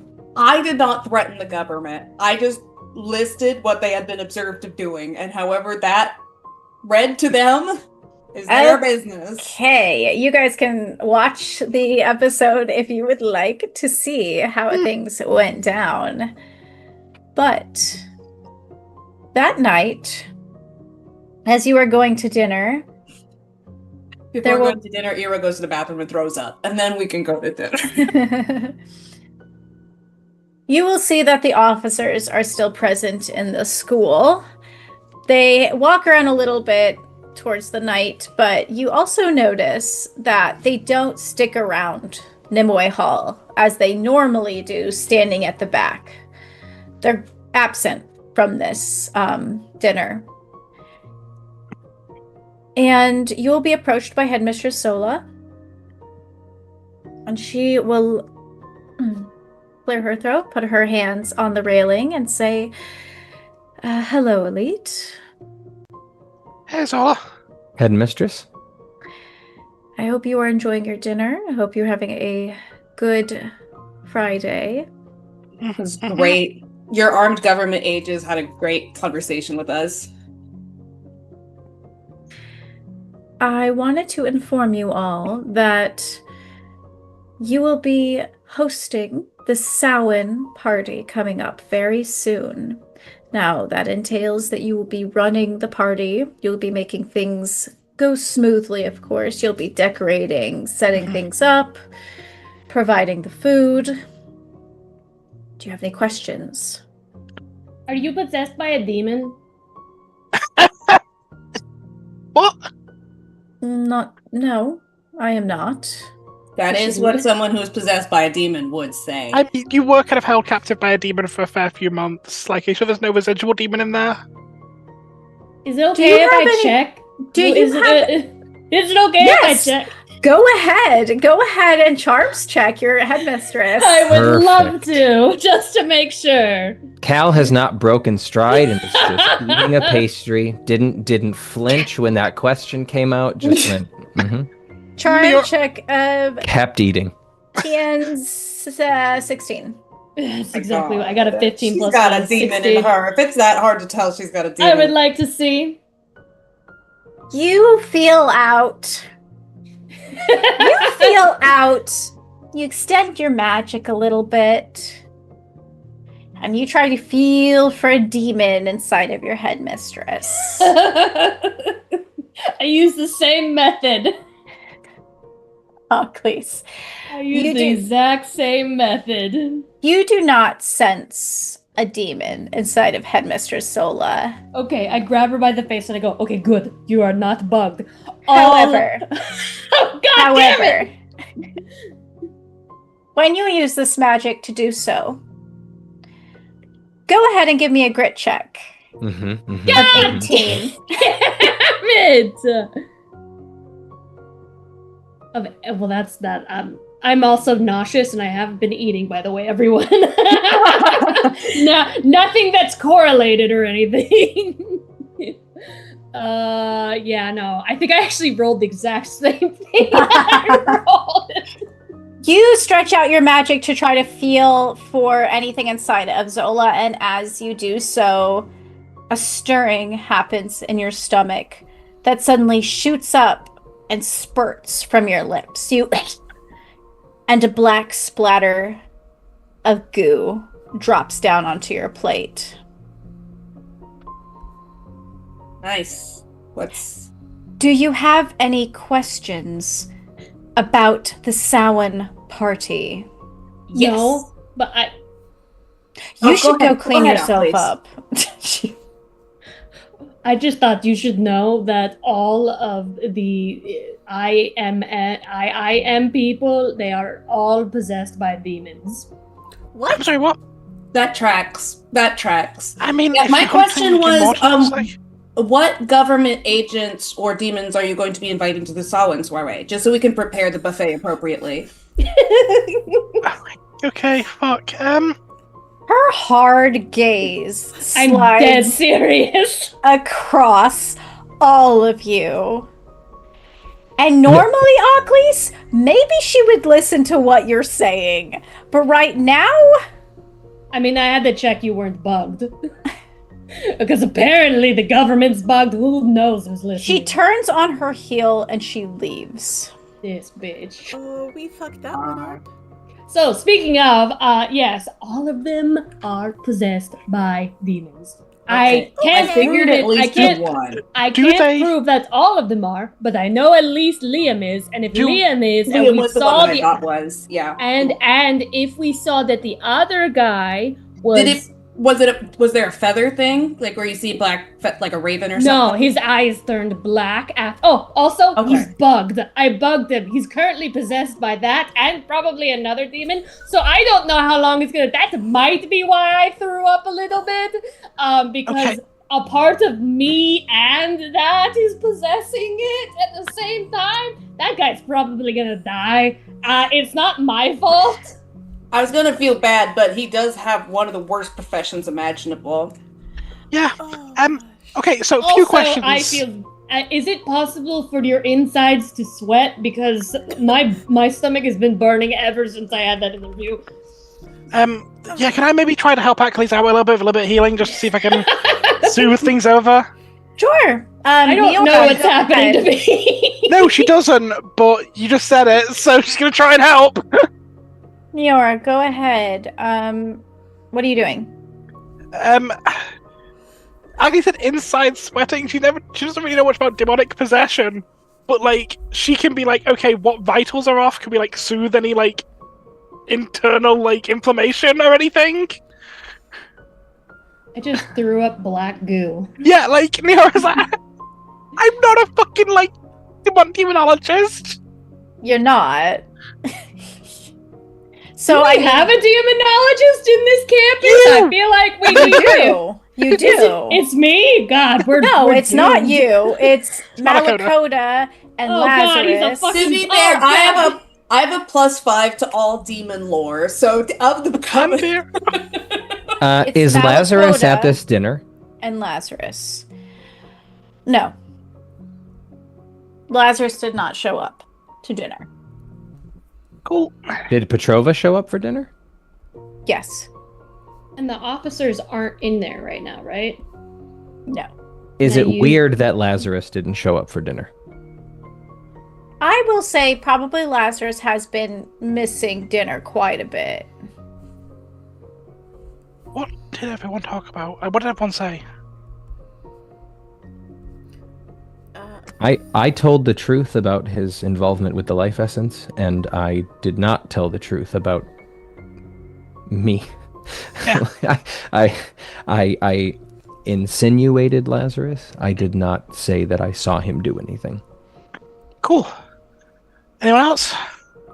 I was not a direct eyewitness to any of these events, so I don't feel comfortable commenting on anything other than the disappointing structure of the school and how Zola Thorne has been handling the sustenance of young vampires under her care. I did bring that up too. Great, so we got 2 for Zola. Hopefully she gets arrested. I also brought up that Laz is kind of a shitty person and did take Mary's life essence. Also, that the vampiric feeding wasn't like sanctioned. Okay, let's pause for a second. So we can all feel pretty I mean, Maris, if you want to tell us what you told them, but I think we're pretty confident that you were open about his involvement in taking your life essence. I indicated that I had no proof of who did that, but that he had the opportunity. Okay. Everybody? Yeah. Professor or Master Conway will approach your table looking tired and a little irritated. That's about right. So pretty much normal. All right. What did You good? you all say to piss What? off the headmistress? Oh, right. Oh, That was, good lord. Aquis You know, just checked to see if she was possessed by a demon because apparently the 3 IIM agents have been possessed by demons. So, but she No. should was be not very- grateful. she wasn't very political about it. And she wasn't grateful or thankful. She should be grateful that You don't think she might be a little sensitive about that? No, yeah, but like we still kind of need to check. That's true. We should be putting Zola's personal sensitivities over the safety of all the students in the school. I don't know why I didn't think of that. Maybe we should all like hold hands and cry. All right. She is kind of meant to be held to a higher standard. I get it, what sure. you're No, all she can't be held to talking- any standards at all. Can you all Meant shut to. up first? Just put your voices down. And he hisses at you. Look, I are you possessed understand- by a demon? No, Fuck, they stop. I'm not possessed by a demon. Hold my hand for a second. Let me check. I probably try to fiddle with his hand, but then he like probably smacks my Just like hand slaps away. you over the head.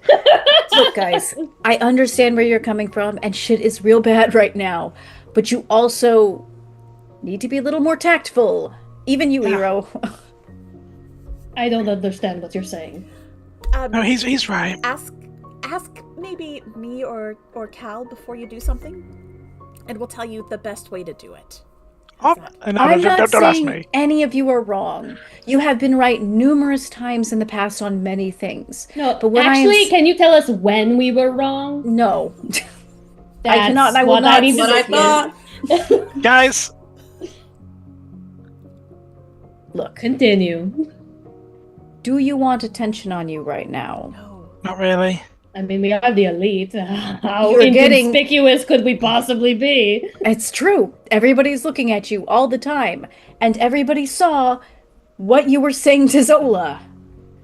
Headmistress Zola. So be careful on that, Yep. please, because you and I both know that even though you may be right, it's really hard sometimes to get people to listen. You're right. So Sorry. for now, I was sent over to give you details about the party. It's going to be a masquerade. There's going to be masks because they anticipate there will be some activity this year.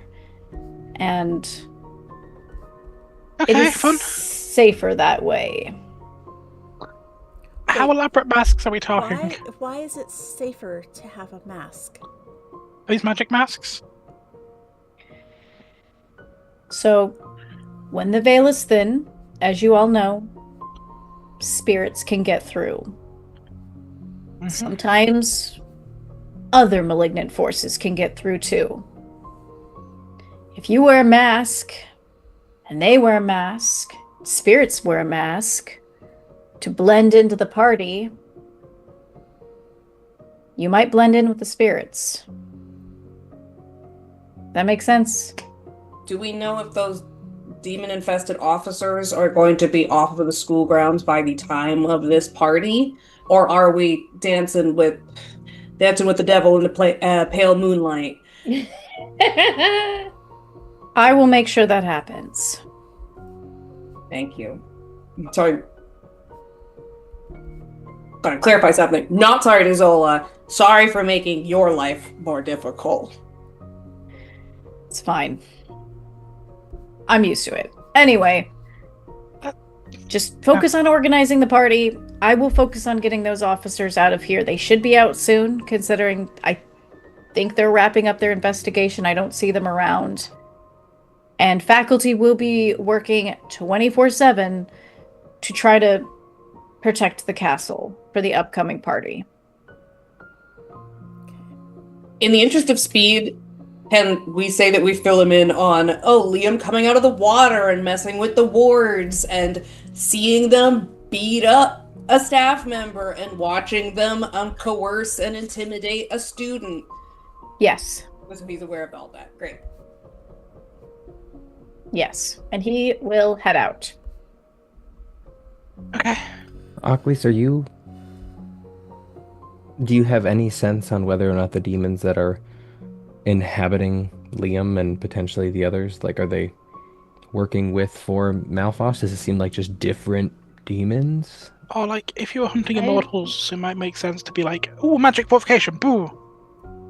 These are all very good questions. I was actually hoping to do, like, since the veil is so thin, to like really look into Liam's mind, like whole body area, and look through his eyes and see what the fuck is going on.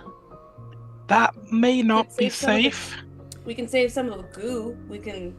There's gotta be something you can do with the goo. Yeah, we need to analyze that. I just know that if this is related to Malphos, he's going to have a personal beef with Lazarus Moreau, and it's one thing to get him thrown in jail, and potentially another to put him in the hands of the literal demonic forces who he was trying to throw off his sister's trail. Yeah. And I think that if we're going to do something about that, it is a now or never thing, especially if Master Conway is about to try to get them to leave faster.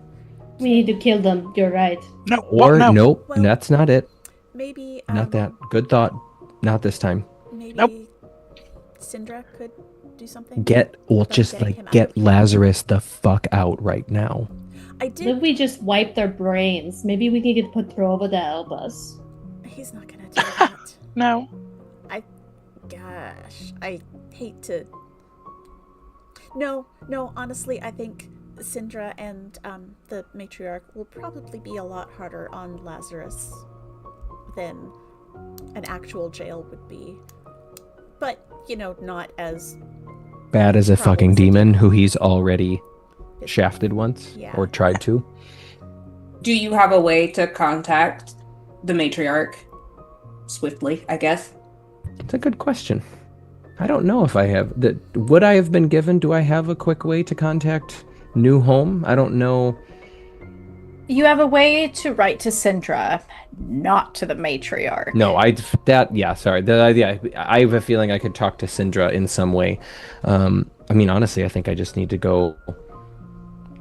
I don't know. They're probably watching Laz like a hawk now, but I need to find a way to get a message to him or something It's if we're also gonna get about- him out. Crumpet slowly creeps out of Aquis's nose. Okay, it's also worth mentioning they were No, like, you know what? You know what? I love that idea, Ocklys. Can we go somewhere not here? Because I think I need to let That would be Crumpet ideal. in here for a minute, and then I need to let Crumpet go find Laz. I will say, I will let you guys know that this plot will be happening simultaneously with the planning and implementation of the party. Mhm. Okay. Of course. Just letting you know, you might have to juggle a few things. Yeah, when have we not? When have we not? There's I wrote there's a my, lot of shit going on. I write my priority list for the elite. At the top is Zola's ego. The next Mhm. is comfort of the government. Third is bread and circuses. And then way down at the bottom is demons in the school. Mhm. I do believe that's what's been communicated Perfect. to us at this Don't, point. So. don't forget sitting on a podium. You can't forget sitting on a podium.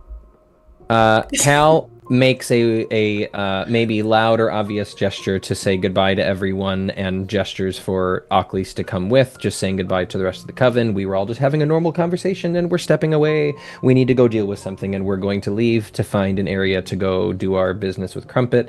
And Cal is going to maybe just say, like, okay, Neora Maris, we need to get a jump on the whole Samhain party planning thing. Maybe just like focus on that for a while. Let's We can- let's needle point each of us in a different direction for a little bit. Yeah. How hard are we going on the party? Like, I know it's not the biggest concern, but like, are we going like? Let's grab Ava and bring her in on it. Hard, please. We need to go hard for this. We need this to be a spectacle if possible. Neora like opens her bag and has like a few different bottles of alcohol. Which Yes. one are we get? Sweet. Points to the Everclear. I love you so much, Cal. Oh, good. If you guys are partying and you guys are crumpeting, I'm gonna go check the wards personally. I can't activate them, but I can fix them. Cal's brain goes back to the class when they had nightmares, when they were fighting each other's nightmares, and the thing you saw in the fucking woods, and goes, Maybe not alone. you should maybe bring someone with you for that. Demons. And... Maris, will you please Willow go will be with there. Eero? I have my owl. Yeah. Maris, will you please go with Eero? I'll go with Neora, Eero. touch base with Ava. Please tell her I so begrudgingly need her help with the party planning part of this. Oh, you got me. I'm just saying, I know you could do this alone, But but you I'm need a also hand. confident that the two of you will be able to This is make something reverse better than psychology. either of you could alone. Okay? No, I'm going to go get Ava, but like I could like rude. Neora Love walks you. off to Ava. And I know you're okay. Goodbye. All right. All right. Let's start with. There's a few of you. I think there's 3 groups. Yep. There's Yeah. ward checking, there's crumpet, and there's party time. Okay. Let's. Did all of you start- hear Danny's brain sigh when we made this plan? I did. It was pretty cool. And Yeah. he's like, but what about the party? Okay. Let's start with the wards. Eero and Maris, you make your way out to the edge of the lake. And you notice. Well, go ahead. Yeah, let's go ahead and. Okay. Let's go ahead and do a brains check first. I'm gonna use one adversity token to get +2 to this check. I don't know why I can't talk this evening. Is it possible for Maris to use magic to investigate these things? Or is it just a straight brains check? Yeah, you can I- do magic. Okay. I did get a 22. 22. There's what you get. Hold on. Right, I'm adding- 0. Oh, I exploded again. 9. Woo! And again. Oh my god. Okay. That's 13. Okay. I'll have you guys working on different 17. things. Okay, Okay. cool. I like it. Okay. Wow, 17 mares. Jesus. That's insane. Okay. for her. Yeah, with a D4 is crazy. So that's okay. Iro, you go out, you see these wards. You're very familiar with these words. You have been working on them. You've been working with Zola even over the summer in Mhm. scrawling them. You're quite familiar with them. When you touch them, they feel off somehow. You can tell that they've been done over, I would say. So when you went to tell Zola about the wards, she did go out and redo them. Mhm. Because they're still there. When you saw the pop of the ward outside, that's like breaking a ward. The ward's here. It just feels off. So I have 30 points in theory, which means I have +5 to these 3 things. And I want to see if any of them are relevant in here. So identify spells and runes that I can currently perceive, just like see what it's supposed to be doing. Identify whether and what spells have been cast on a person, object, or location, and to recognize the origin and style of casting of whatever that magic might be. Do I feel like an infernal origin, or can I see if a spell has been cast on these runes that isn't the original spell? You know that the runes themselves look fine, but it's not necessarily the rune itself. I'm going to jump to Maris because she would recognize, having studied Earth, that it's not only the ward that was affected, it was the dirt and the earth, the wall along the lake that was messed with. How deep does that go? How deep does that go? Very deep. Okay, so are the wards effective? There are wards on the other side of the lake too, right? All around. Are all of the wards? Do we know what this means in terms of like it's less effective? Are they fully off? Or is it just, oh, it's easier to slip through? You can tell that the wards are like lightly sizzling. Like they're on. They're just weak. They feel off. Okay. So I rolled a 22 with my +5, that's a 27. I just know that they're off and they're sizzling. Mm-hmm. Yeah, like you get the feeling with Maris's knowledge and yours that it is the earth itself that the wards are carved into that are the issue. Do we know what's wrong with the earth itself? It's been infected. Okay. Okay. It got the syphilis. Does that make sense? Does it seem like it's just the complete removal and replacement of the earth is the only thing that would fix this, or is it something that can be removed? It seems like it would take a lot of work. Can I try to just suck a little bit of it out and see Sure. and bottle it? Sure. It goes deep, but you absolutely can try that. Just give it a little. I stick my face in the lake and I eat some sand. All right. Okay, so I have to do a grit check to accept it. Okay. Okay, that was 5 to start with, right?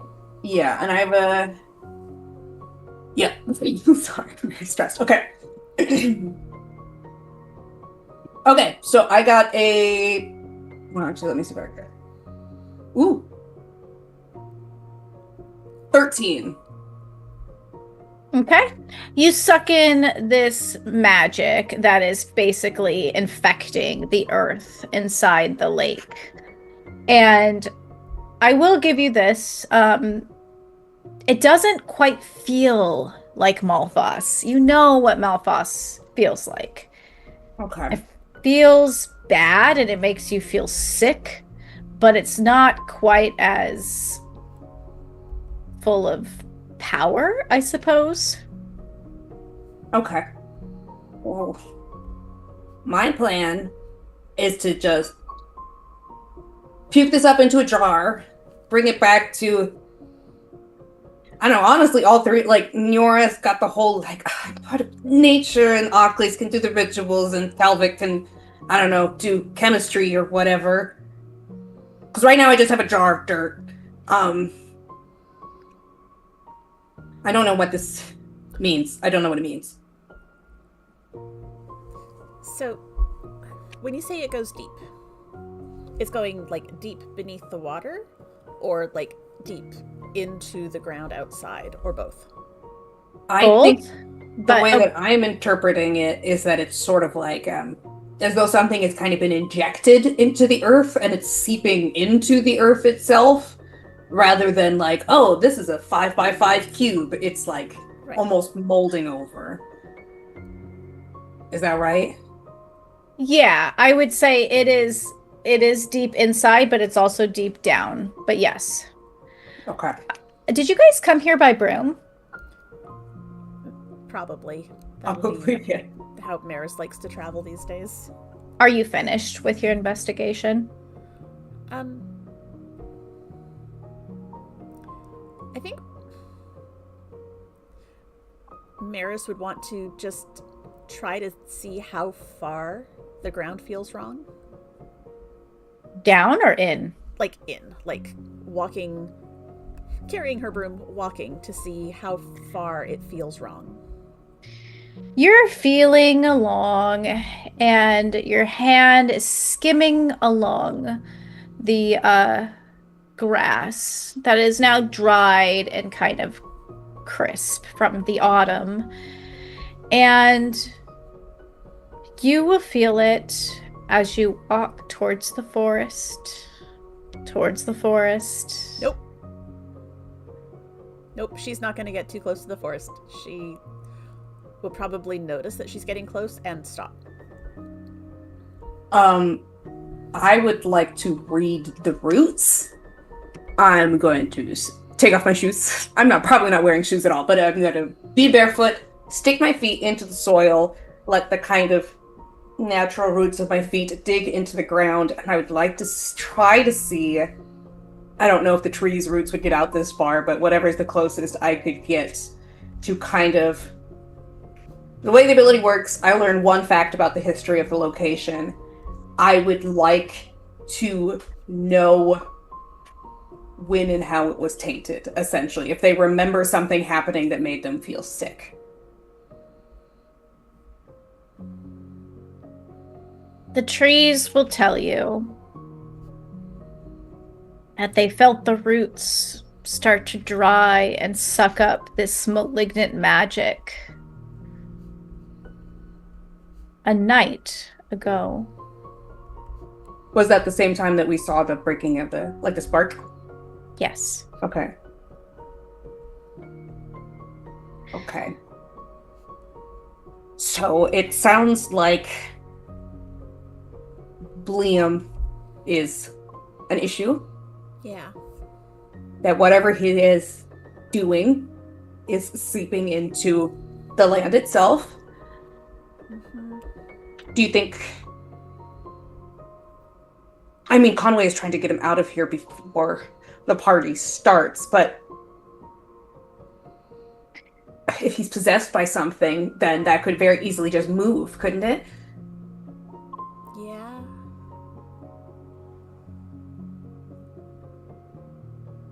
I don't know what to do with this. I'm not sure. I'm going to bring this jar Yep. back to Oculus and Cal, and then we're gonna talk as a group. Right? You both get on the broom and fly up towards the windows of your room. Go ahead and look down and give me a brains check. One last brains check of 10. 11. 4. Maris, you're driving the broom, so you're probably looking straight forward towards where you're going. Iro, you look down at the school you've been at for going on 3 years now. You've seen the perspective before. You've been doing a lot of broom flying and all that, practicing. But something hits you as you look down from a bird's eye view of this school. It's a circle. The lake forming around the castle is a circle. And if even one line of a circle is broken, it ceases to work, right? Yes. Is there something else that I'm getting from it being a circle? Does it mean something? Sit on it. Think about it. That's what I'm going to leave you with. All right, we're going to move on to Neora. Neora with the party planning.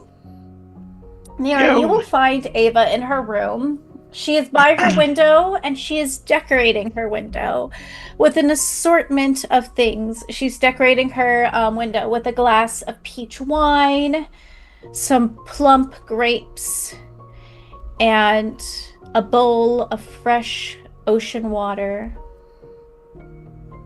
I think Oh, before she takes a minute just kind of watching her at the door. Just kind of watching her, get ready. Yeah, and I will say that Ava is looking a little bit peaceful at this point. She is decorating the things with flowers, with little water lilies. And she is making everything as tidy and nice as she can. And she doesn't notice you at first, I think. She's just like very wrapped up in her decorating before she turns a little and sees you. She goes, "Oh my god, don't fucking scare me like that." Sorry. Wow. Sorry. Okay. It looks nice. Oh, yeah, thanks. It's just a thing I do every year, whatever. I'm glad you feel a bit better about it after last year. Yeah, well, it's always a thing every year, so. I can be here if you want. Yeah, that's fine. I mean, I was in your dorm and things happened, so. Yeah, but That was just a mess.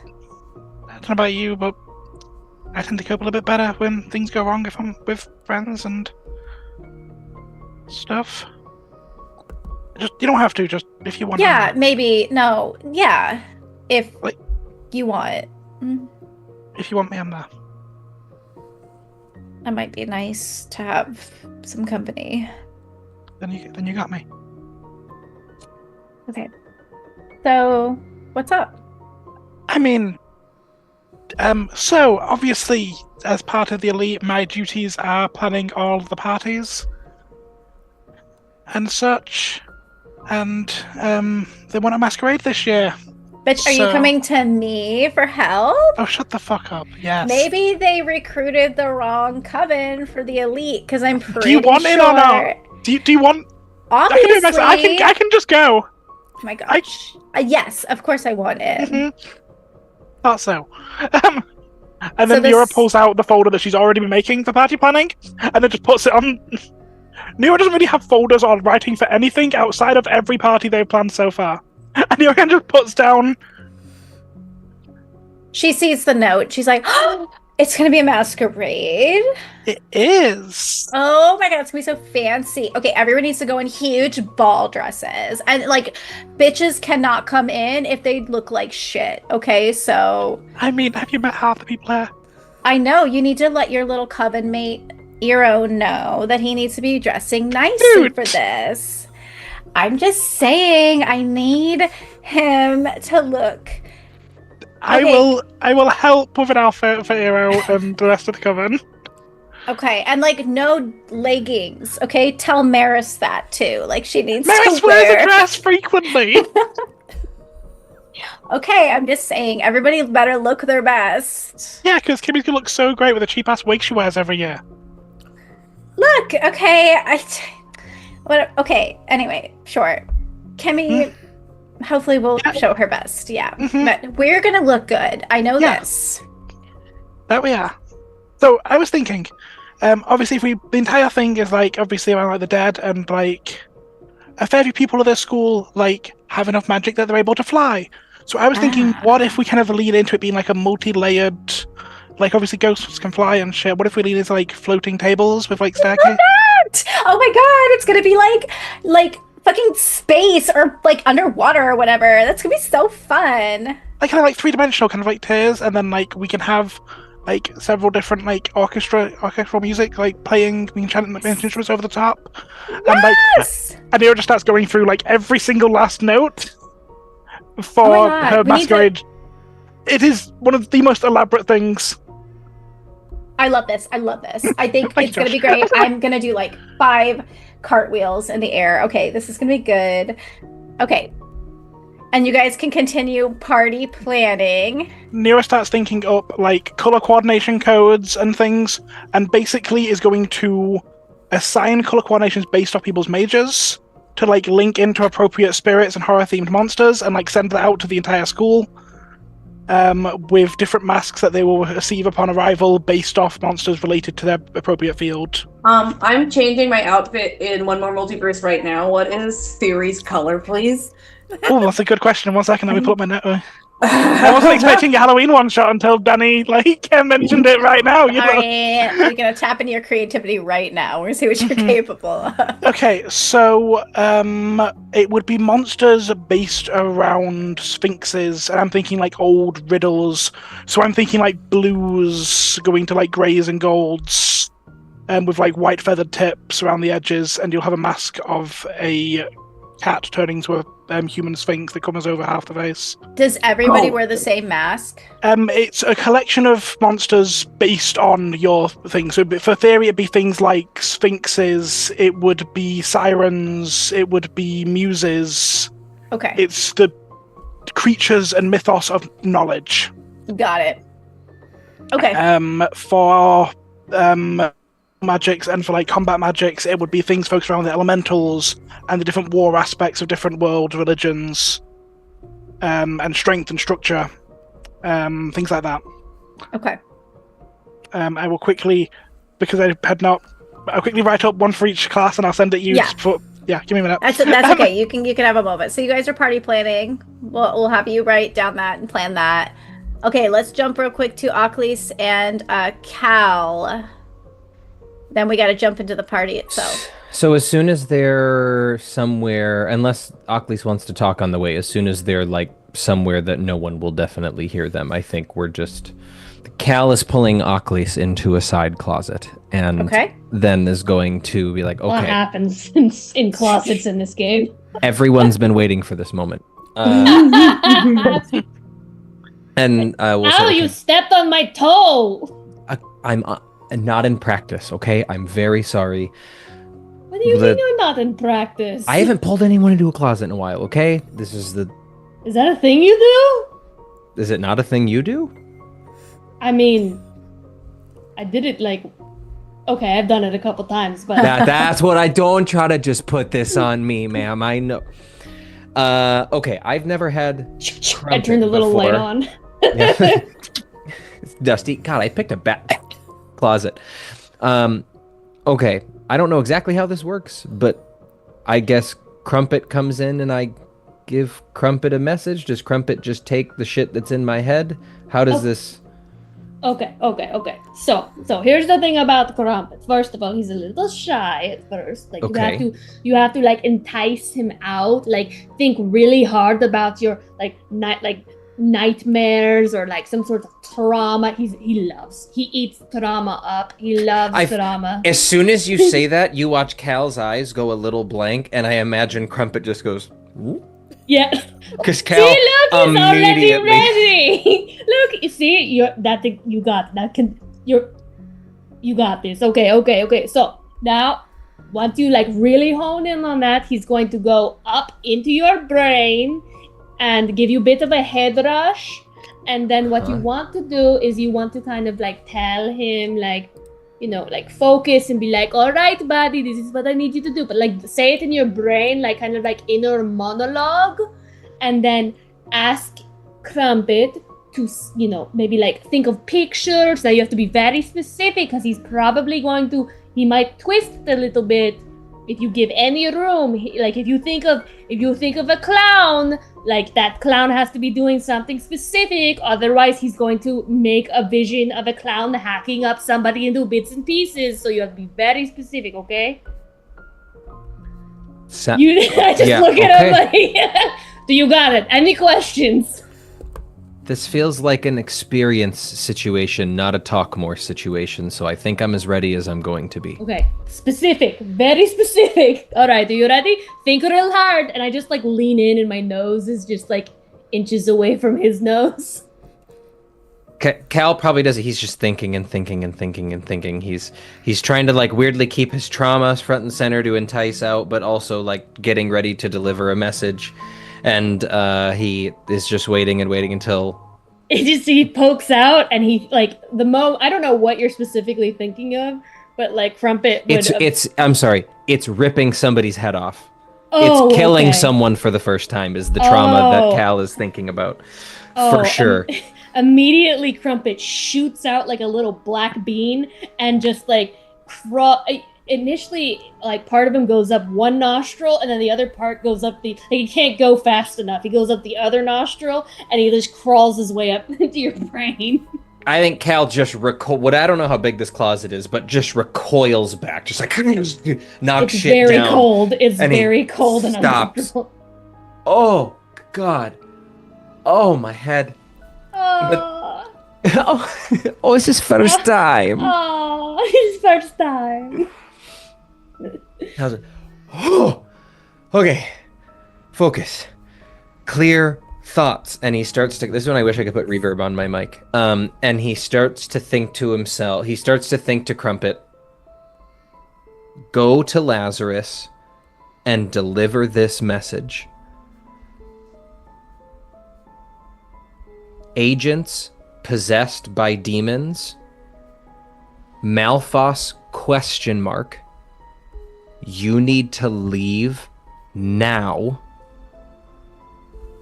I will contact Syndra to send help so you don't have to make it all the way home alone.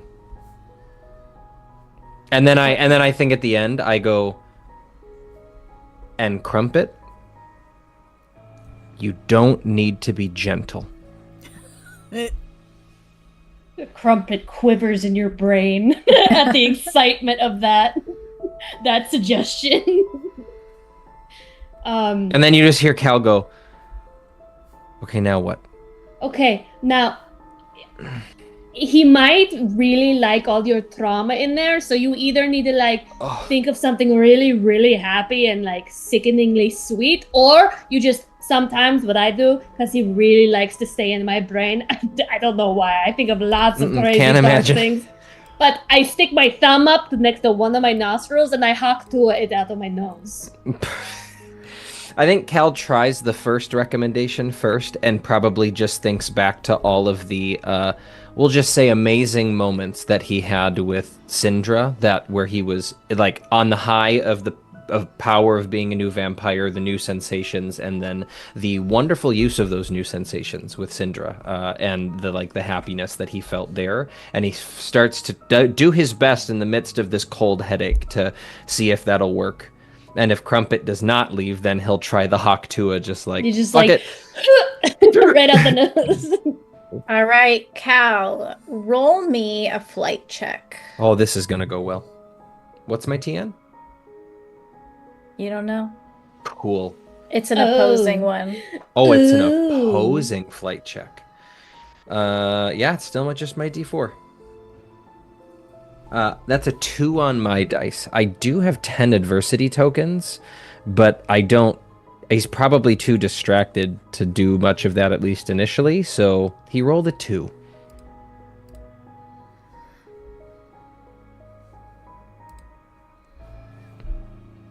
Okay, sorry, I'm just writing something down. That's not terrifying at all. Don't worry. Oh gosh. All right. You shoot Crumpus out of your nose. He goes under the storage closet door and disappears on a mission. Oh, fuck. Ow. He's in your head, like, all the time? Well, he goes between me and Eero, and sometimes, like, we get to see each other's nightmares. It's really Oh. romantic. It sounds like it. I'm so happy for you, too. Oh, your nose is bleeding a little bit. Oh, yeah. Ow. Oh, he must have really wanted to stay in there. I bet I probably have a tear of blood coming down, too. Yeah. Oh. Oh, he must have really wanted to stay in there. You must have got some real crazy shit up in your head. Apparently. God, yeah, that felt like he took a chunk with him. Ouch. He was may clinging. have, little Oh, nibble here, little nibble there. Yeah, okay. Well, let's maybe not do that again unless we have to. But I appreciate Crumpet's help and your help. He's Ugh. All right. The night of the masquerade ball, the Samhain masquerade ball, approaches. You have all kind of waited on pins and needles for this. I would say probably you're given a few days to plan. During this time, you see less and less of the officers. You do not see Laz show up to dinner or breakfast or lunch. It's worth noting that, however, I was able to contact Syndra, whether it's just a regular letter that I send or something, I will send a letter to Syndra that... because I think this is important, because he would have done this right afterwards, is he'll pen a letter to Syndra, and maybe address it to Syndra, or whoever is screening this. Because he understands that she's going through something, and in the same way that his letters were screened, hers probably will be as well. We'll just say, like, Lazarus is in trouble and will likely be rushing home. Someone should go try to meet him. Demons involved. Okay. And I think he'll keep it short and sweet and send that. Okay. Anyways, please continue. You send that out. I send that. That is on its way to the manor. Or however I'm contacting Syndra. That is on its way to the manor. Couple days pass. I assume you sent that letter right after. Immediately. Yes. Okay. Does Crumpet come back? Or, like, how long does it take for Crumpet to come back? I would say it takes a couple days for Crumpet. Actually, no. Crumpet doesn't come back. Don't you tell me you took my Crumpet boy away from me. Okay, so you're gonna say several days passed, and Crumpet is gone, and we did nothing. What would you Crumpet like to do? I mean, I have his little dream catcher bed that he sometimes sleeps in sometimes that I caught him in. And technically it would be kind of like a personal effect of Crumpet's. So can I scry on my baby? What have you done with my baby Crumpet? That's our son! That's our son! You want to scry on Crumpet? Yeah, can I locate him? Or, like, is he nearby? Did he get distracted by a super smart goat that has nightmares? Like, where is he? How would you go about scrying? Or can you see through Crumpet's, like, perspective? I feel like he's been in my brain enough that I should. Okay. Go ahead and give me a grit check. A grit check to, like, ritualistically find him or whatever? Yeah. Or, like, to see through his glitchy mind. TN 14. Okay, exploded. That's good. That, and then, do I get my D4 too? Yeah. Okay, that's with 19 actually. 19. Okay. You go about, I assume you kind of lay on the floor and do a ritual to do this, or are you just laying down and closing your eyes?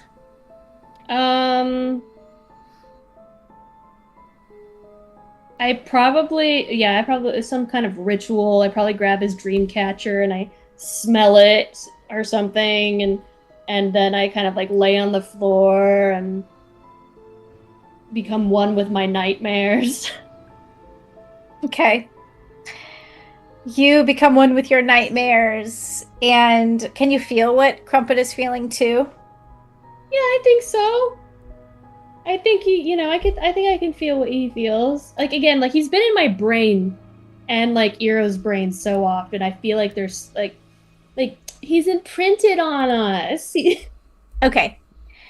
You become in tune with Crumpet, and you hear a very scratchy, glitchy. Okay, you cut out, so Okay. it must have been really loud. Can you hear that? You still can't hear it down Okay. low. You're being too expressive. It's a scream. It's a scream. It's a glitchy little scream. No! As What? you look down and you blink, and it's very startling at first because you see hands doing this and pulling Crumpet apart, almost like slime, and then putting them back together and just kind of playing with the fabric of their essence before snorting them back up. Do I know if they snort him back up? Do I know who did? Like, do I not see their face, or? You get the jolt of a headache as they snort back up. And Aklis, go ahead and give me a brains check of 4. Okay. I think my brain's a D10. Okay. It's my baby boy. That's 5. Okay. You smell a burning, or like a sulfury smell in your pocket. And you dig out the card that you had put your blood on, but it is Officer Liam's card. Oh my god, I'm gonna make that spirit eat him inside out. I am, All right, the party is now. Yes, what is up? With the circle thing, and with the Yes. time that I've had in the last couple days to do some research, there's a couple things that Eero wants to, I don't know if it's a brain check or if it's something I should just talk to the party about, but I'm just going to shout out the thoughts that I'm having, and that also Danny is having and told me so that Eero could have those thoughts. Thank you very much. I will allow you to share these thoughts as you guys are decorating for the Samhain Ball. Okay. I'm not helping decorate at all. I'm sitting cross-legged on the floor surrounded by books with a bunch of paper around me. All right, so there's a few things. So the setup of the school is like a circle, right? My first thought was, okay, we're in a large warding circle. That's the way that the wards are built up. And the way that ward circles work is that whoever is in the circle at the time that it is cast can remain inside. You have to cast things out before the warding circle is done. So if we ward it up now and he's still in here, he can stay if he wants to, essentially. Whoever, if any part of the circle is broken or scratched in any way, then the entire circle is broken. I was thinking a lot about Athame, like the ceremonial blades. I was thinking probably the original ward was probably created with Excalibur itself to create the circle, you know, because he would often use a sword to draw the ward. And then I was thinking, God spoke to me for a moment and said maybe that somebody else cast a larger circle around the perimeter of our school and is infecting it from the outside, sinking inwards towards our own circle. There's a lot of things that could be going on, but I know that we shouldn't try to set up the circle perfectly to ward until we have exorcised the thing that shouldn't be here in the first place. Okay, I'm really your thing over mine. Share Well, your thing.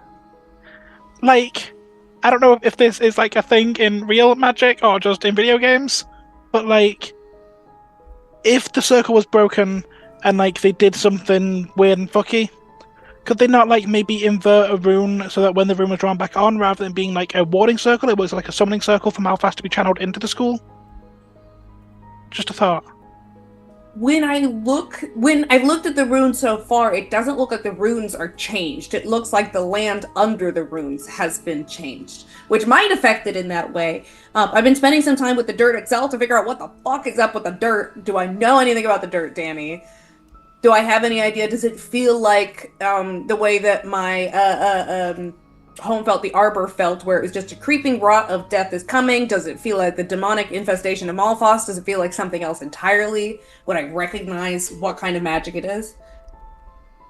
Yeah, so it feels demonic for sure, and it feels like an infection, right? Like it mentioned before. So it is a spreading magic. Okay. Do I have any idea if I can take samples from multiple points at the school, like closer to the center of the school and like out in the middle of the lake? Does it seem like an infection that's spreading from within or coming in from the edges of the ward? Coming from the edges, from the circle edge. Okay, so it's coming in from the edge of the circle, which could mean that it's coming from a larger circle outside of it. I don't know how to act on this information yet. There's too much that's still up in the air to me. We could, talk to someone in charge. I hate to say it, but we're still students. We don't have to do everything on our own. We could just take stuff to the right person. We could. I don't know what Conway would be able to. Yeah, we can talk to Conway. He could tell us who to talk to. He might be able to do something. I don't know that he could do something, but he does stuff with dirt. Maybe he could get some plants to like suck out the rot. Yeah, he can tell us about the dirt. Yeah, we will let Conway know. Mm-hmm. Well, and we know Malakota's a demon expert. Do you speak? Should we be bringing? I think he speaks normally, doesn't he? I think he does speak normally. He just At least understands normally. Yeah. Actually, does he speak normally? The bird? Yes. Yes, Yeah, it the does. bird. Yes, he does. Okay. I'm sorry, I'm a little distracted. I've never taken one of his classes before. I don't know. He uses Lazarus as an assistant to basically draw the circles right on the board because he doesn't have hands. But okay, you have all discussed this information. I, Deanna, have decorated Nimue Hall for Samhain. Thank you. I don't know if that's where we're having Samhain, but I should. It is now. Damn. Okay. That is where we're having. So it's beautiful. Oh, well my done, gosh. Deanna. Holy shit. Yeah, because Yeah. I was keeping it secret for the chat. Holy shit, well done, Deanna. All right. There's trees in here. I don't know how we did that, but there are trees in here now. Neora's gonna boss me. So are we all together while we're decorating and stuff? I assume in Yes. the same room. Yeah. Yeah. Hey, Cal, your message did not get delivered. What? What do you mean it didn't get delivered? At least I'm pretty sure it didn't get delivered because my little crumpet is currently a hostage of that fucking Liam guy. Oh, Is he still here? Can we do? I don't know what we could do, but can we do? Hero? I feel like the entire Occlese hasn't been decorating at all, but she has been she took that voodoo kit that Neora gave her, and she's currently sewing like a voodoo doll that looks a lot like your And it's got a boy. business card like in its Yes, it does. Just like the whole time she's been watching everyone else decorate. Okay, those are more meant for like medicinal, but okay. If we had any time other than decorating in the party that's about to happen to do something about this, I think we Nope. would, but we don't have time Danny says to. no. You don't. You're running out of time, and I'm allowing you guys to do a lot already. During the party, however, we'll see what happens. All right. The time is drawing now. And you will hear Ava's voice. Hey, bitches, who's ready to party? So excited for this. Niora and I have planned so much for all of you. It's going to be a crazy experience. Don't forget to put on all your masks. She goes around putting masks on people's faces. Did everybody Please. dress up? I can't. Nira left. I Nira didn't. left an outfit for everyone. You don't need to dress up your cat models, but Nira has left an outfit in everyone outside of everyone's room. Maris is dressed up. Her avatar is not. Mhm. Actually. Cal, you look insane. Thanks. Cal, you look Quick amazing. descriptions. What do you all look like? I will explain mine because I was able to dress up my person as well. I am wearing a very deep purple, like very fancy looking, like overcoat shirt situation with with like deep sleeves, long sleeves, with a very loud and obnoxious bright orange vibrant bow tie looking like almost ascot, with jet black pants, matching shoes, and a equally obnoxious and bright orange belt with a golden trim on the front of it, and is wearing a mask with a cracked visage that is also giving the display of a radiant sunshine from his face. Nice. Hero is wearing a midnight blue set of robes, and it's kind of giving off a grim reaperish sort of appearance, as it's all like long trailing sleeves and the fabric upon the floor. It's pretty simple. And then I put the mask on Hero, and I realized it doesn't so much look like they're wearing like a deep blue or deep gray skull mask. It looks a little bit more like they've just got like the blind justice band around their head, and I think that makes sense. It would still be decorated with the white feathers and everything within theme because I worked hard on it. Wearing their hair down in long locks again. I was kind of wandering around like a very angry specter in the party currently. Okay, who's next? Aklis, do you want to go or do you want me to go? You can go. Niora is wearing a collection of enchanted leaves that wrap around them to be, skin's the wrong word, but skin tight, and is slightly translucent at certain angles with vines wrapping around tightly, coming through with butterflies made of glass coming up across the top, and which forms into their mask. Having butterflies with water lilies around the edge, forming a mask. Okay, Maris. Maris is dressed all in red. She's wearing a long dress. It covers her basically everything. It's long sleeved, but the lines are very sharp and clean. It comes up to her chin, and it's got sort of a really stand-up collar as well. So it goes up beyond the top of her head and comes down, completely covers her neck and the entirety of her. And the mask is it's very angry looking. She's gone with the more vengeful side of war. Perfect. All right, is Aklis last? I think so. Ockley's is basically the spitting image of the Mask of the Red Death. She's holding a voodoo doll. She looks like, and I imagine it like that version of the Mask of the Red Death is like that, the way Gerard Butler dressed up when he played the Phantom in the Phantom of the Opera movie, with just like the skull on his face. And like that, where her eyes are, they're just glowing. She is so angry. She's so angry. All right. Perfect, everybody. It's a perfectly ominous, spooky night as the doors swing open finally and a procession of students come in.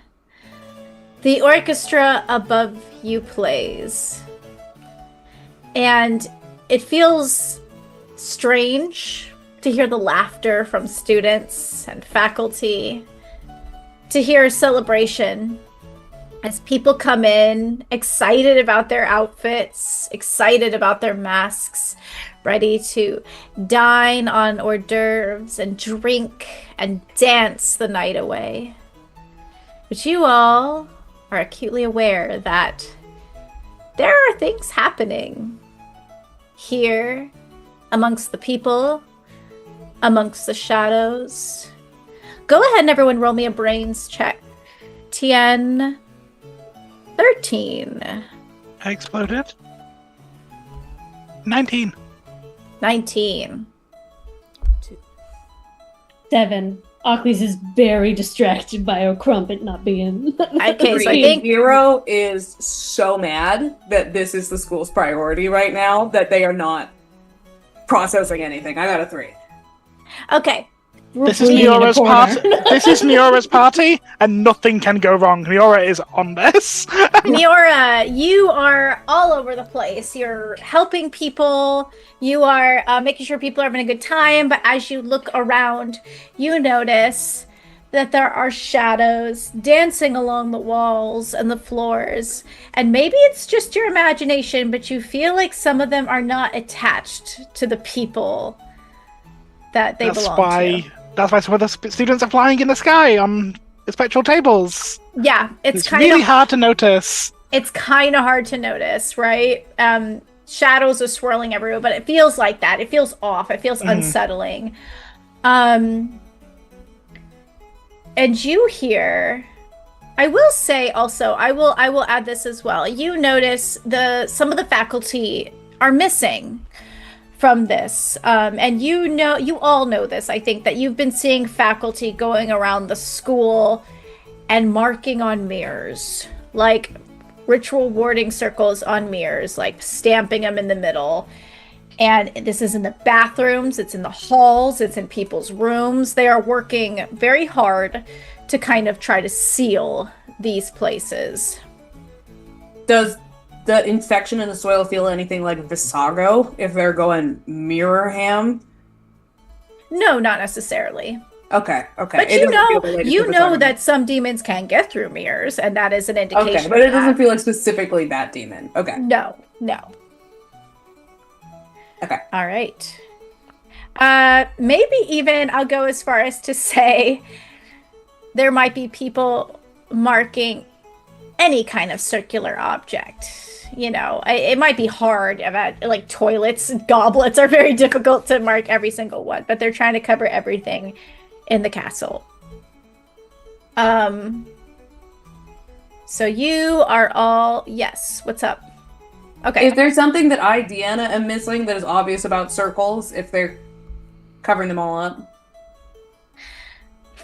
Because Ira is smarter than Deanna is out there. Circles can serve as ritual circles, like any kind of circle, you know, Okay. so I hesitate to say like every cup because that would be insane, Yeah. but any mirror, any kind of, you know, perceived area people could get through. They're Okay. being very overprotective, and they were ordered to do this. As people are dancing, you will hear at the back of the room, "Woo! Let's get this party started!" And one of the students in a mask, at least you perceive it to be a student, could be a spirit, as you were told. There are many different individuals at this party tonight. You start to see people rushing over to this person, and they start playing musical chairs to this song. Oh no. And people are laughing and walking along these chairs and pushing people out of the way and sitting until the music stops. And then they all try to rush and sit. And so there's a gathering crowd around this game. One of you, please. One of us what? Keep an eye on that. Oh, yeah, no, it looks like a terrible thing. Yeah, I think Neora's mainly going around. Anytime anyone goes to take off their mask when they're eating food or drinking, Neora just comes by, and I think Neora's going to lean into the fact that their entire brand now is with Ava's just being like clothes, fashion, and that. So Neora's going to very seductively on anyone that tries to remove their mask, just hand underneath the chin. Let's keep this on for now. And just hand them a drink and walk off. Who would like to look after the musical chairs? Cal will happily look after the musical chairs. Why not? Okay, Gal. As you wander over there, go ahead and give me a grit check of 12. That's, I'm not going to spend 8 adversity tokens to make that not a failure. So that is a 4. Cal, you are swept up I'm sorry, by... 5. Okay, Cal, you are swept up by the fun of this game, and you just get 2 first years who lock arms with you and go, play with us, Cal, please. And you feel compelled to go ahead and play in the game, and you get pulled into that game. I think Cal tries to resist for a moment and then thinks to himself, because of his own emotions or whatever he just failed, I could use a break. And starts to gleefully join into the game, skipping along, allowing himself to be pulled along, throwing on a whole bunch of charm. All right, perfect. Cal, go watch that game and make sure nothing happens. Okay, great. And he starts to, woo! You just hear him go, and they all look over and he's now playing the game with them. Nero just sighs. Hand someone a drink. You hand somebody a drink, and Neora, you notice that at the drink and food table, there is a student who is passing out food and drinks and laughing and just, here you go, here's... Yes, let's go! Let me see how much you can drink. Drink off! All right, and students start to gather over towards the drinks and the food, and they start doing a drink off. There's not an inherent problem with somebody that. with high grit needs to go to that. Yeah, table. Neora's Anybody on with it. high grit Neora's needs on to it. go to Neora that looks at it and table. goes, I don't see a problem. This seems fine. Neora doesn't see a problem inherently with a drink off, but Neora is going to keep an eye on anything that feels a little bit too involved, because that's what the spirits would want right now. Okay. So you Neora's want gonna a Yeah. drink? Yeah. Okay. Go ahead and roll me a grit check of 12. Mm-hmm. Gonna be 11. I'll spend the vote token by that 12. Okay. Neora, you go over and you take a big swig of this drink. You get pulled into the drink off, but you feel your brain start to go forward, but then it kind of rights itself. And you stand up and you look around you and you notice people are struggling to keep up, to stand up on their own 2 feet. They're laughing, they're partying. They look slightly... Enthralled. Yeah. And very subtly, mental wards, as Nero just taps the table and everything, a little pulse, you just have my magic ward just... Okay. A mind magic ward. Yeah. Go ahead and throw me another grit check of 16. So that's gonna be 11 plus 4, 17. Okay. You throw up that mind magic ward, and you're kind of looking at this area, pretty much making sure that things aren't being sus, it sounds like. Yeah. All right. Got, let's see, Maris, Eero, Ocles. Ocles, you were informed that there might be spirits at this event. There might be malignant creatures. There might be, obviously, there's students. Is there anything you would like to do? I feel like this is like, I have to go to work. I feel like this is a have to go to work situation. So, like, I have to sniff out the spirits that need to be, what's the word? Corralled into where they need to go. And I'm interested in how that looks for Ockley, as she, I don't know, inhales them or like throws them down to hell or like the underworld or what have you. I don't. Okay. I don't. So yeah. So I guess like. What would you like to do? She's going to work, so she's gonna purposefully sniff out any spirits or like poltergeists or anything from any kind of culture, because like gonna be an on I can't say it, a Nuru or an Oni or something, and I would like to attempt to find those and send them where they're supposed to be. Okay. Send them on. Okay, go ahead. How would you like to do that? You have an ability for it, or? I thought you had quite a few abilities for spirits. Well, we have the one ability, but we didn't like give me. I imagine if this would be like a charm thing, it would just kind of be like almost like a dog whistle to see which individuals like maybe twitch or like you know. Yeah, we can do that. Well, how do you use your ability? How does it work? She would probably just kind of like whistle essentially, but no, anybody who's not a spirit or doesn't have any kind of spiritual influence wouldn't hear it. Ooh, okay. Do you have to spend tokens or flip any or roll anything? How does it work? I imagine this would maybe be a charm check. Okay, let's do it. Charm check. Since I'm whistling, is my whistle convincing enough? TN 8.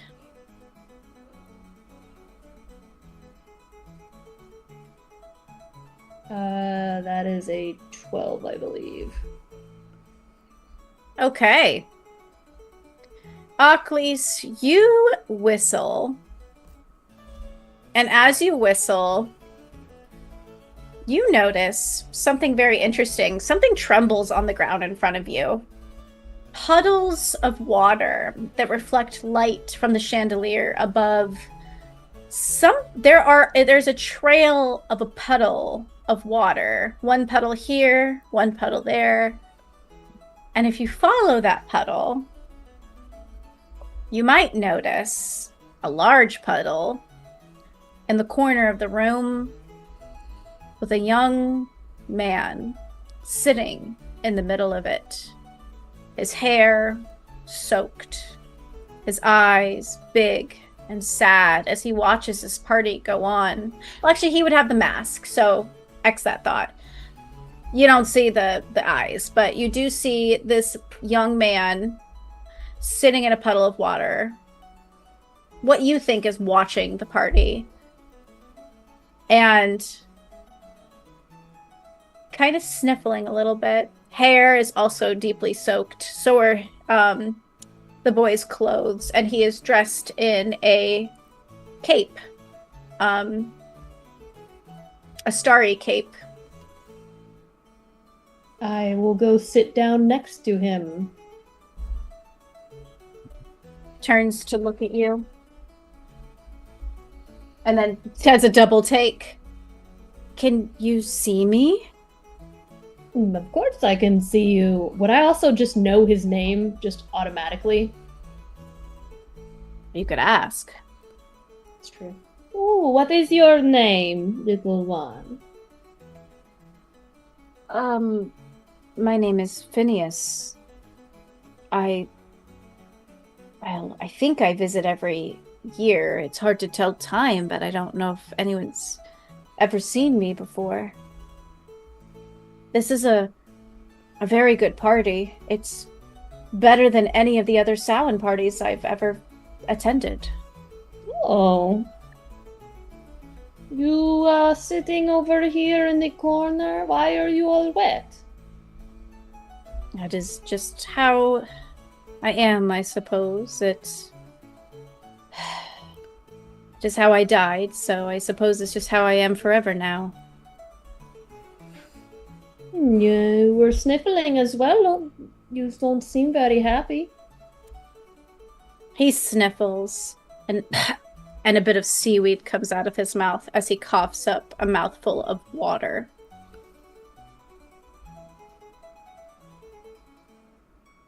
Would you like to be happy? There's only one way I could ever be happy. What is that? I miss my locket that I lost when I died here.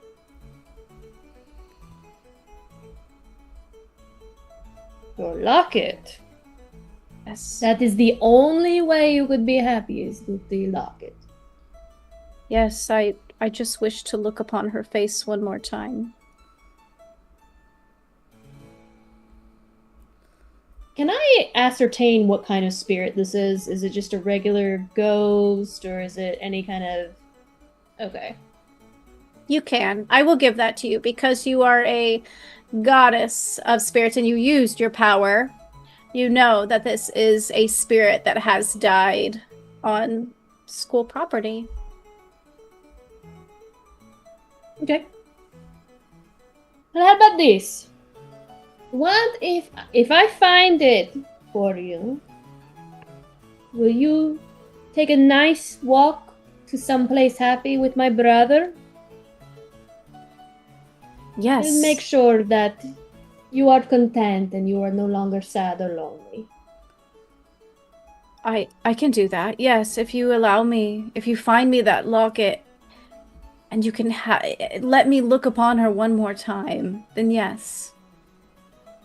Now, I can do this for you, but I'm going to need a little bit of something from you to help me, okay? What do you need? What I will do is I will kind of hold out my hand, and I imagine spirits have some sort of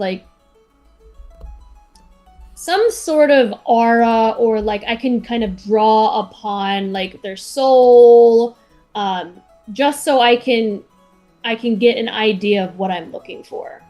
Like there's something that I can draw. It's not like I'm sucking their soul out, but like I can kind of draw upon that aura and kind of compress it.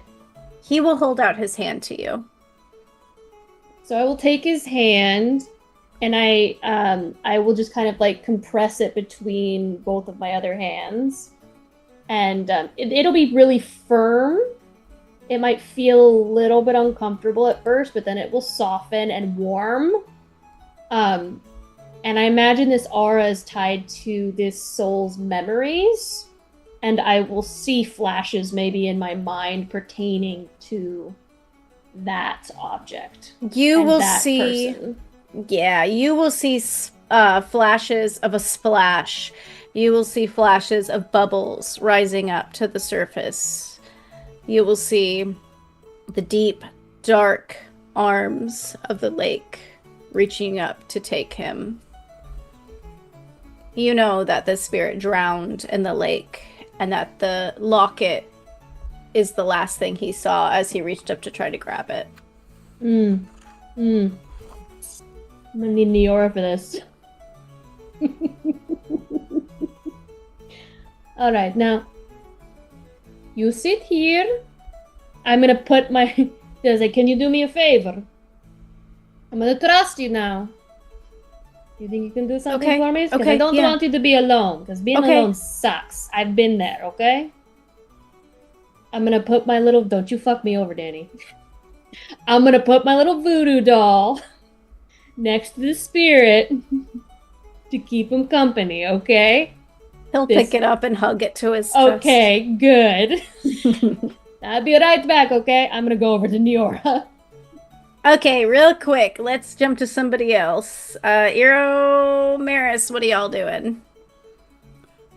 At this point, you'll see the person who is coordinating the musical chairs goes over and hangs a piñata from the top tier of the floating thing and starts handing people bats. And it's like, all right, let's see who can hit this the hardest. And it is a piñata of, oh my gosh, what is it? Headmistress Sola. We Oh didn't my do that. God. That's a We bad didn't do plan. that! Oh my God. Akli just looks up trouble like, for that's this. a really good idea. Why It's did I very think funny. that?" We don't need her hate. We don't need her to hate us any more than she already does. So who is this who keeps setting up these things? And where's Cal? He's doing the mambo at this point. He's giggling furiously as he like A pushes little somebody bit out of of the way. Sindra in my life. A little bit of Lazarus on the side. It's probably not hard to find Cal because his mask is putting off the light of sunrise, and so it's probably pretty easy to scan for him in the crowd, and you'll find him over. The last you saw him was, I'll go watch the musical chairs, and he's very clearly participating, and depending on how much he's taken by whatever his grit check failure was, he's probably not being gentle when pushing people out of the way for chairs. Everyone looks over and sees Cal. He's like pushing, and Sophia, you might think of Sophia, the ringlet blonde hair out of her mask, goes to sit in his chair, and he sits down, and she accidentally sits in his lap, and she shoots up real quick and goes, "Oh, hey, that was my chair." Hey, listen, you snooze, you lose. I'm sorry, I was just faster this time. Try again. And that's what's happening over there. And now the pinata's happening. People are starting to hit it. No, we're gonna get in trouble for this one. Euro, what? Should I go get it? This is a terrible idea. I was actively planning to go talk to Zola Thorne, so if you could, Yeah, I mean, I'll try. that would be great. Thanks, because I don't think she's gonna listen to me if she thinks that we put up a pinata of her head. Yeah, no, that's a bad thing. Thank you. Maris would like to just call for her broom and fly to the pinata and try to rip it down. That's Okay, her Maris, go ahead and give me a grit check of 14. plan. Now, does she get anything because she's on her broom? She's flying. Does this for affect this. your grit at all? Let's see. No, only because it's like a mental thing. Okay. That would be a 5. What was my TN? 14. God, I don't. So, have enough Maris, for that. Shit. you fly up quite impressively on your broom, and you suddenly, as soon as you get close to the pinata, feel a compulsion to show all of these people how exactly they should be breaking this thing apart.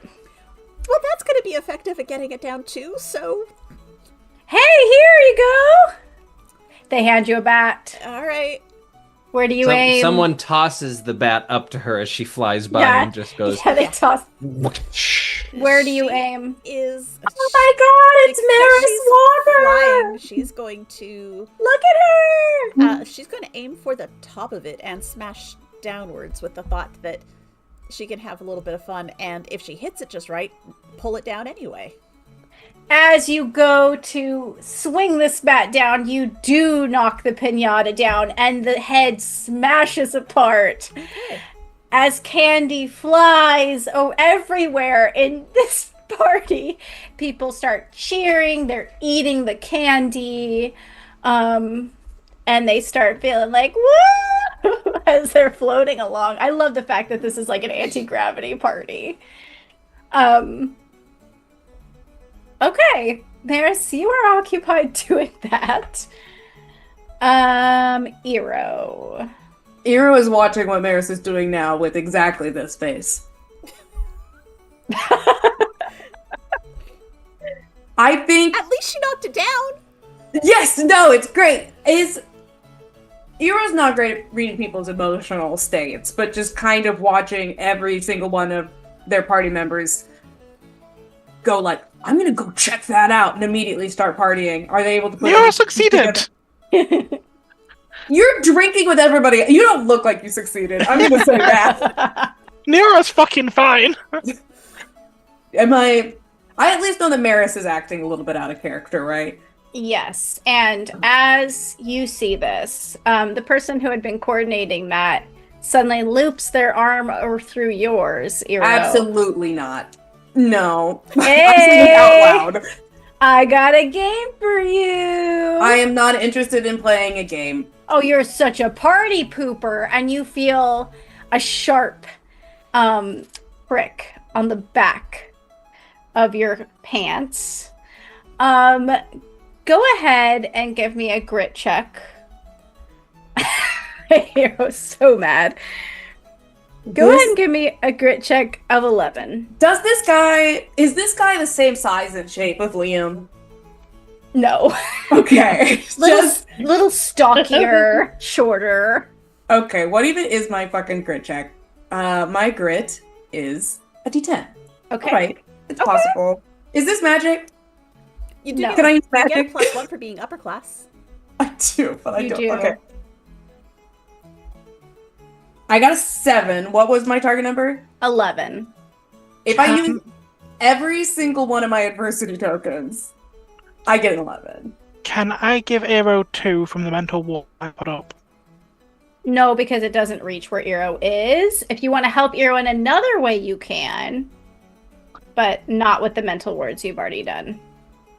Okay, because Neora passed is very much like... Neora basically warded that, then it got back to keeping an eye on everything. Yeah. Do I get to see someone pull Aero? Yeah, sure. Yeah. So what are you... So Eero needs to spend You some, it see sounds your like. friend being pulled onto the dance floor by a guy, and your friend is saying, I'm not interested, I don't want to, and is still being pulled. And the girl code activates from Yeah. within. I need a specification. Now, how many do you use at like the points? I'm using 2. You're using 2. Eero, you're using 2, then. 2, I get, okay. Because I got a 7, 8, 9, 10, 11. Yeah. Okay. Yeah, so basically this person pricks you in the butt and this whoop, a balloon bubbles up and behind Butt you. balloons. Yeah, and he pulls somebody else in and somebody's like, yeah, and tries to bump you with the balloon. Nero, what do you do? Neora just walks past and pulling a pin out from their coat that they were using to keep all the butterflies in place. Just no, Pops it. and then just pushes the guy away. Hey, what the hell? That was supposed to be fun. Basically, twirls him into the dance. Just kind of grabs his arm and just twirls him into be dancing into the crowd. And he gets twirled into the crowd and caught there. You okay, Arrow? I'm suspicious but fine. Are you okay? I'm good. Thank you. Is the pinata still up? At this point, No, Maris is smash the hell out of that. yeah, Great. Maris would smash it. But I would say Oakley's probably meets up with you and Neora at this point. Mhm. Does Okay. anyone want to help Cal and Maris as well? Or are you guys All right. Well, I would like to go talk to Zola Thorne because I don't agree with any decision she has ever made, but I do think she does care. And maybe she can do something. But also, Marius is still smashing that pinata on the ground, and it's very much down already. Okay. Anyone Calvic is gonna... making decisions. There's no way of knowing if this is just a Calvic thing or if something magical has happened. Is that Sophia? I don't know where Sophia is. Okay. Sounds like there's 3 of us and 3 things to do. I can take care of Cal but I also need some help as well. What do you need? Okay. 4 things to do. What do you need?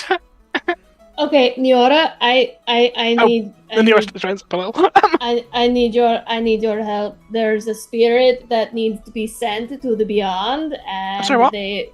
there's a spirit, and if I leave it unchecked, it's this is a big work night for me. There's many in here I gotta get through. I get that. That's All right. your job. I need you to go to the bottom of the lake and retrieve a locket that was with somebody who drowned in there. It's just quick aside. If the ground of the lake is poisoned and somebody is telling us to go to the ground of the lake, do we want to do that right now? Ava makes a very good point. Is this how long has he been here? Can he be here for another hour and a half? You hear that the be ruckus. You hear a ruckus over by the chairs game, and it's Cal yelling in victorious as he has once again survived a round of musical chairs, shoving another first year out of the way. I'm gonna pick up. Give me this just is a Halloween one- party. I'm gonna pick up one of those small decorative pumpkins, and I don't have a fight check, but I'm gonna just chuck it at Kelvic's The head. first year falls and gets a bloody nose. You chuck the pumpkin. Go ahead and give me a fight. Fight, Braun? What's higher for you? Fight by a lot. Go by fight. 1. I guess D8. Opposing fight to flight. Please, I want to see this. Cal's flight is not great. Oh no, it's not, and I rolled a 1, so I'll Okay. happily fail that. Do I got get an a adversity 4, token so for it's that? not impressive. Yes, you do. Eero's pumpkin smashes into the side of your head, Cal, and everyone's like, "Woo, score!" As you wake up from your compulsion all of a sudden. Lock in. We're locking in. Wewe're locking in, Kelvin. Calor. Calor! Jesus Christ. You know, that's Oh, a really good point, fuck. Iro. I think I might need Maris instead. I'll be right back. Are you sure you don't want to play another round? Sophia says that she tries to pull you back in. Oh, that sounds like so much fun. I'll be right back. You, and he pats her on the face through the mask. You go have fun and win for me. And You got it. Okay. I guess okay. Let me ask this: now that he's out of it, does he get this? Is he getting a compelled vibe from Sophia too? No, you just think Oh, she's having fun. Okay, cool. He just says, "Go win for me." She runs off. Okay, Ocles, what are you doing with Maris? All right. Initially, I'm like, I could hit Maris really hard. Maris then has again, a bat in her hand.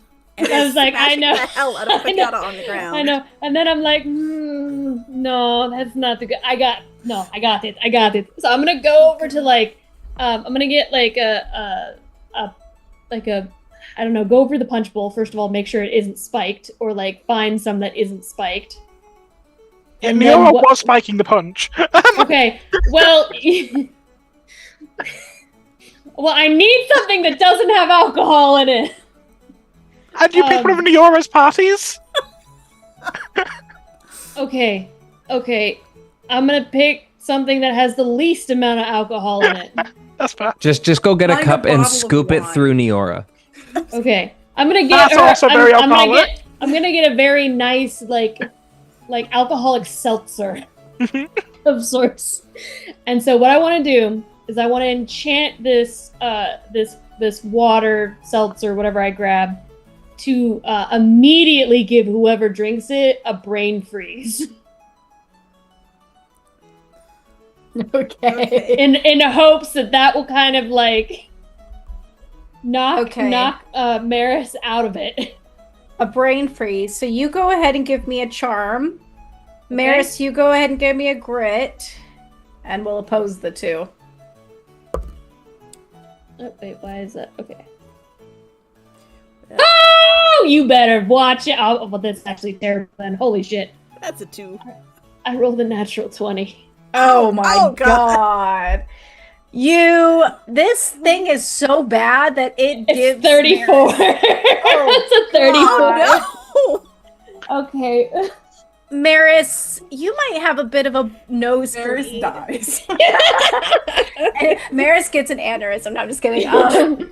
No, Maris, you just get a really splitting headache, and your nose starts to bleed as The moons are in a line. This is my night, guys, okay? I'm You better extra watch powerful. out. I'm extra powerful tonight.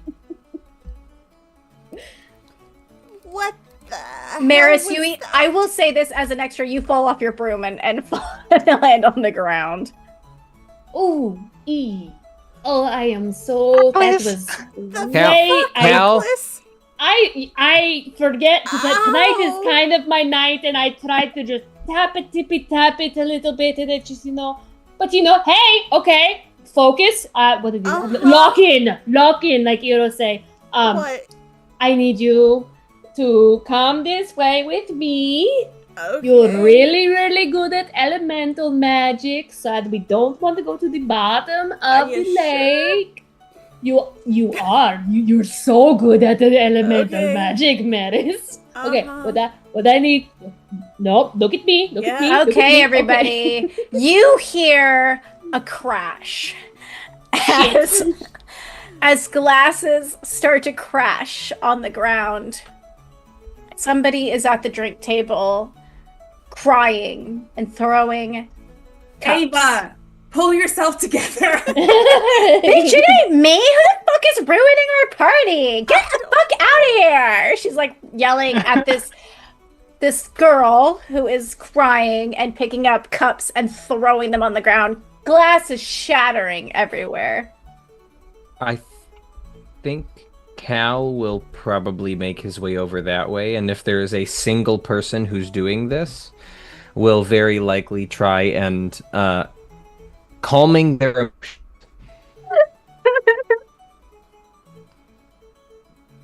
Go ahead and give me a charm check.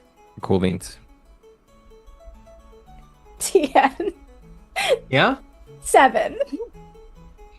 You Okay. poor students. I'm so sorry that... 19. Nero just wanted to dance. We're the elite. We don't get to party. You reach out and you touch her arm and she just... Hi! Hi, what could possibly be happening?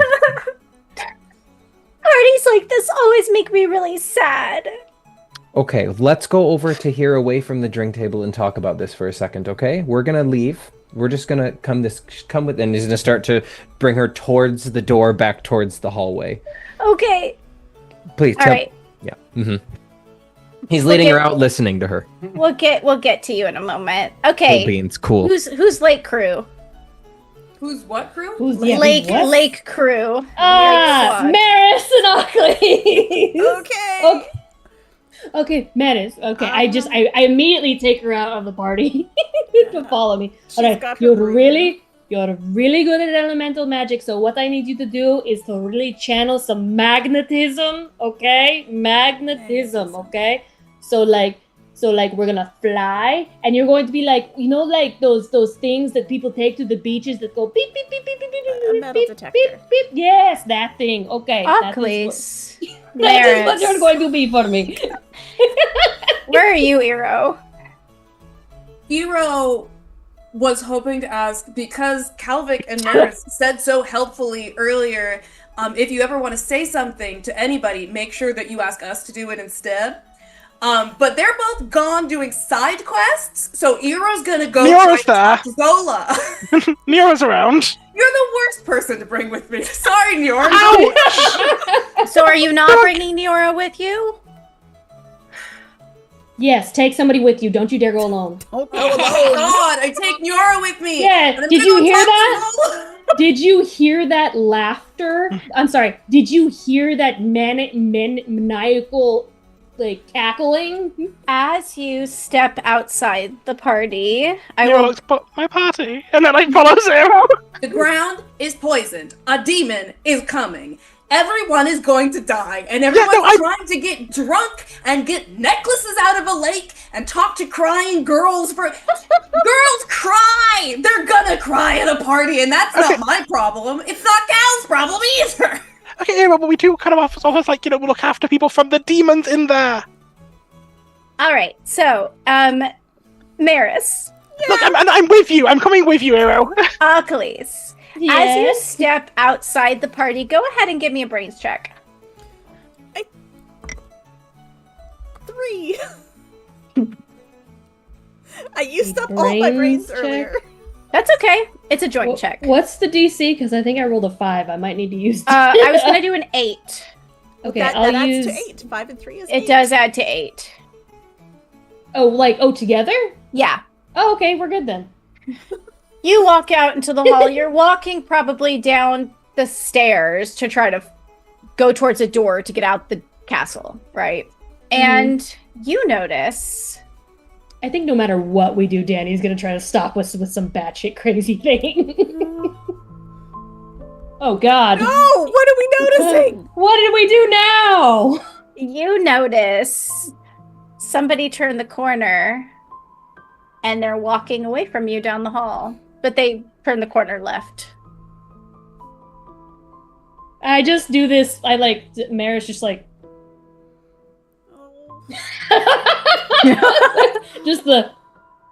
Do we recognize this person at all by any chance? Of course we don't. Not with their back to you, not yet. You notice they have a student robe on. I pull her along. It's in the same direction as the lake. We're good. She's gonna go along with you, but she's got her wand in her hand. Just keep thinking metal detector thoughts. As I This pull her person who has a mask on, assumedly was at the party, goes into the girls' bathroom. Ugly, this is a terrible plan. We're going to die. I mean, I technically can't die. I mean, if I do... I can! Okay, well, I'll protect you, and it'll be fine. It's a... You know what happened the last time we went along with a plan?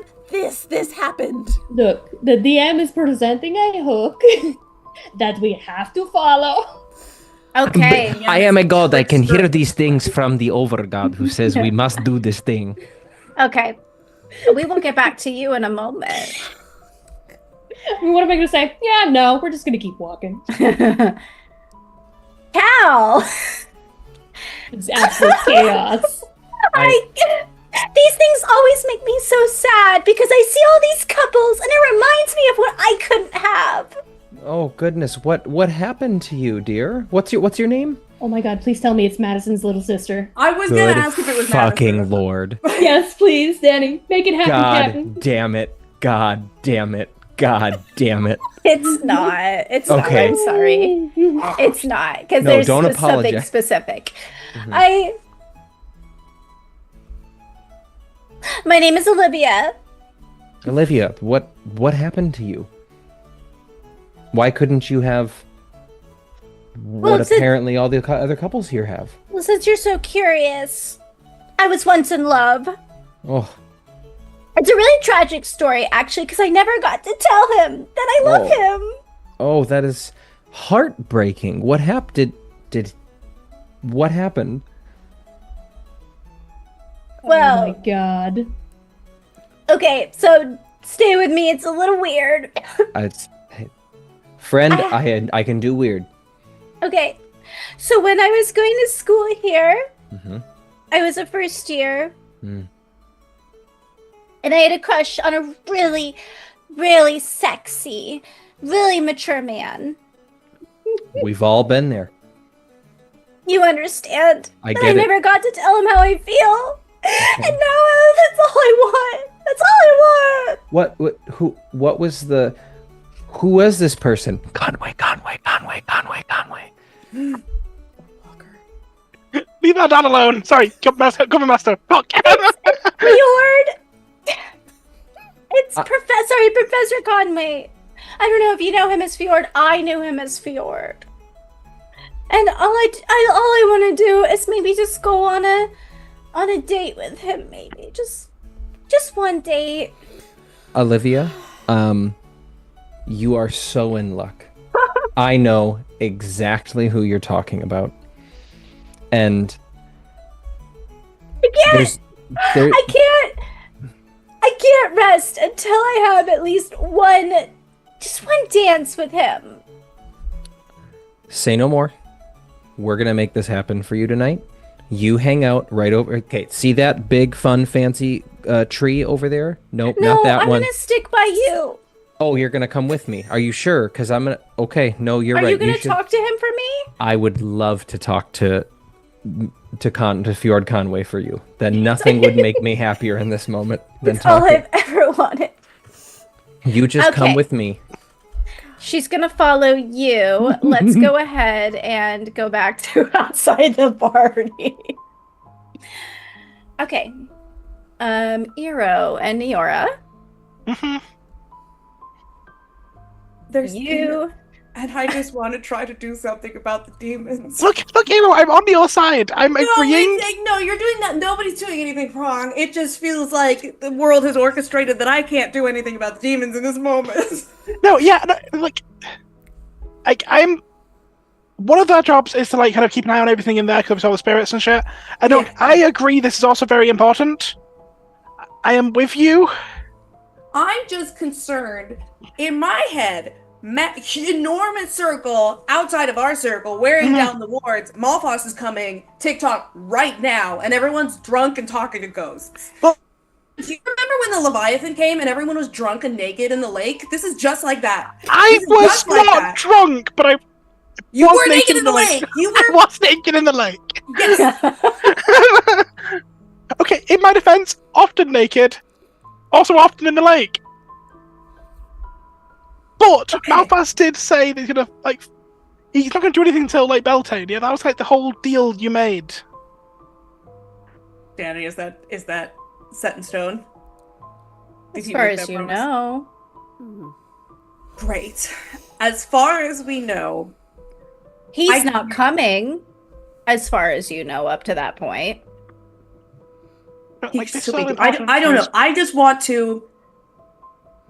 You're less of an asshole than I am. Maybe you can tell Zola. No, well, people like you more than they like me. Zola You're doesn't. worse in some ways, but people like it when you talk to them.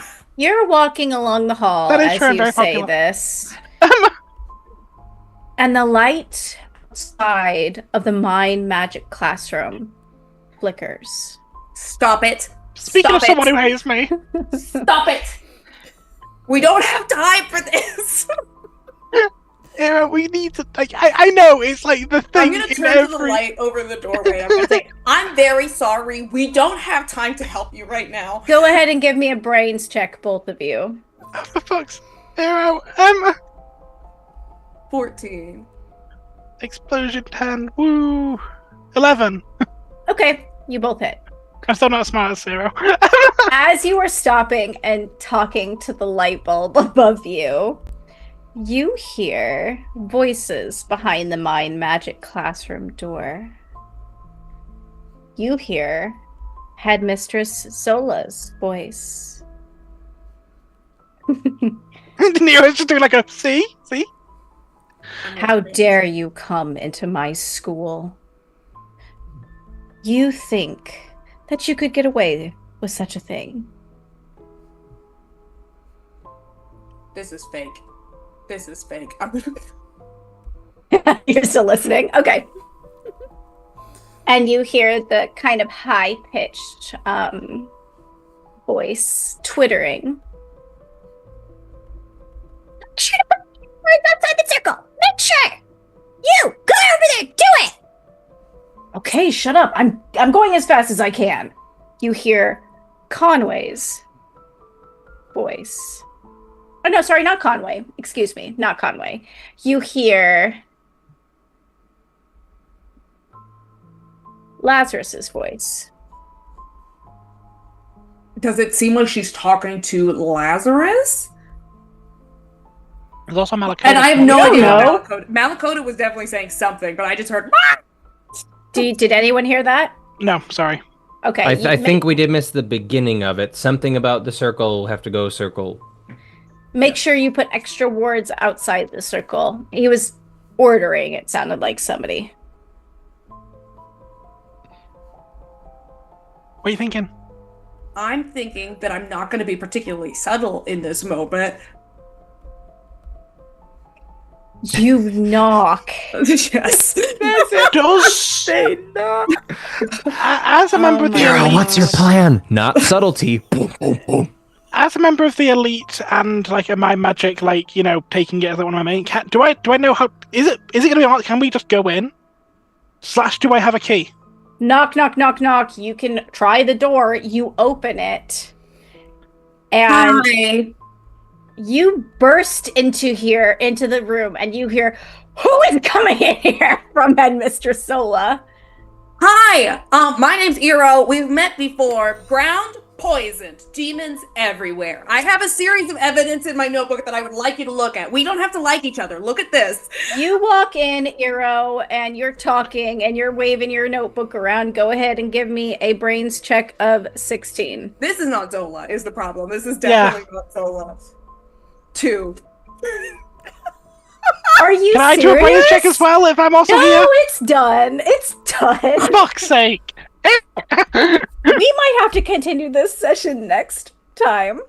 Eero, You roll a d20 and sometimes it's a 2. Yeah, that's I know. okay. It's the most exciting option. You walk in, you're waving your notebook, and you go, you're talking, and you suddenly stop, and you look down, and you notice that you have stepped on the ritual circle that was drawn in this room. You scraped the chalk. It is broken. You look down in the middle of this circle, and it is Officer Liam, having been magically tied in the middle of this space. My God! But when you break that circle, Deanna! the I had windows... no idea that this is what was in the room. I yell at her and I give her the notebook, and Danny's like, all right, you blew up the school. The windows shatter in the classroom. The door behind you slams shut. We're gonna jump to Maris and Ugly. Get our crumpet boy back before you die. Maris. She walks. For the rest of the session. Maris. That seems appropriate. That was incredible. Please. You walk into the room after following this The person into bathroom? the girls' bathroom. This is a stupid plan, Oclis. Oh, we just have to. We know it's a trap. I know, but like, come on. Like, somebody If wants I to trap die, us. I'm haunting your ass, and it's not going to be fun. The I'm light going to like is- paint rainbows on your face every day. The light is off. You look around. There is nobody in the room. All right, come on. We know we saw you in here. Come out, little spirit. No response. But the stalls are closed.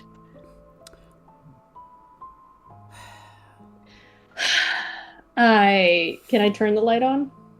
Yeah, I turn the light on. the light is on. I look under. Somebody's feet's on there. Somebody's No. feet's under the door. No, but they might be hiding in the stall. Oclis. Is this like a restroom that has a door into it? Yeah, We're you talking about- opened the door. Well, you opened the door. Like, is it like, like a public restroom where like you walk in, there isn't like a door, there's just like a There's fun little like stalls. U shape that leads back, and then It's a very small bathroom on the We've got right-hand doors. side. On the right-hand side, there are sinks and the mirror with the ward that is painted on. On the left-hand side, you have the 3 stalls with toilets and doors. All right, if we're going to be stupid, Oclis, you get your magic fucking ready. I charge myself. Maris Like a will battery. hike up her skirt and kick the first door. You kick the first door. Yep. Empty. Second door. You kick the second door. I would like to protect. Wait, let me do this, okay? Empty. Let me do this. All right. Okay? All right. You Now ready? listen. If I die, it's not a big deal. If you die, Barkus is going to kill me. Oh yeah, he Twice. totally will. Okay, I'm gonna just like, all right, we just do it quick, and I'm just gonna like run by, just like pass my hand. You run by, passing your hand, and you feel a warmth on the last stall. I pass through the last stall like a ghost. You pass through the last stall like a ghost, and you get a brief glimpse of the student with the mask and the cape. Standing on the toilet looking down at you, gives a little wave. Blink, and they're gone. Maris, you see them show up on the outside of the stall, and they turn their heads slowly to look at you. They reach over and they wipe across the seal on the mirror, smearing it. The door slams shut and the lights go out. This fucker. Ah. All right. We are going to end this session Oh, with, goddamn. with Cal's scene. We're all going to die. Are you gonna talk to him or what? Yes, yeah. I have to find him. Everyone's wearing masks, Olivia. I just need to. We gotta find Well, him. Hold hurry on. up. He's the one with the handsome physique. Can I roll an insight check on this person? I mean, I rolled to calm them down. Can I just get a sense of if they're being a little too pushy? Sure. charm.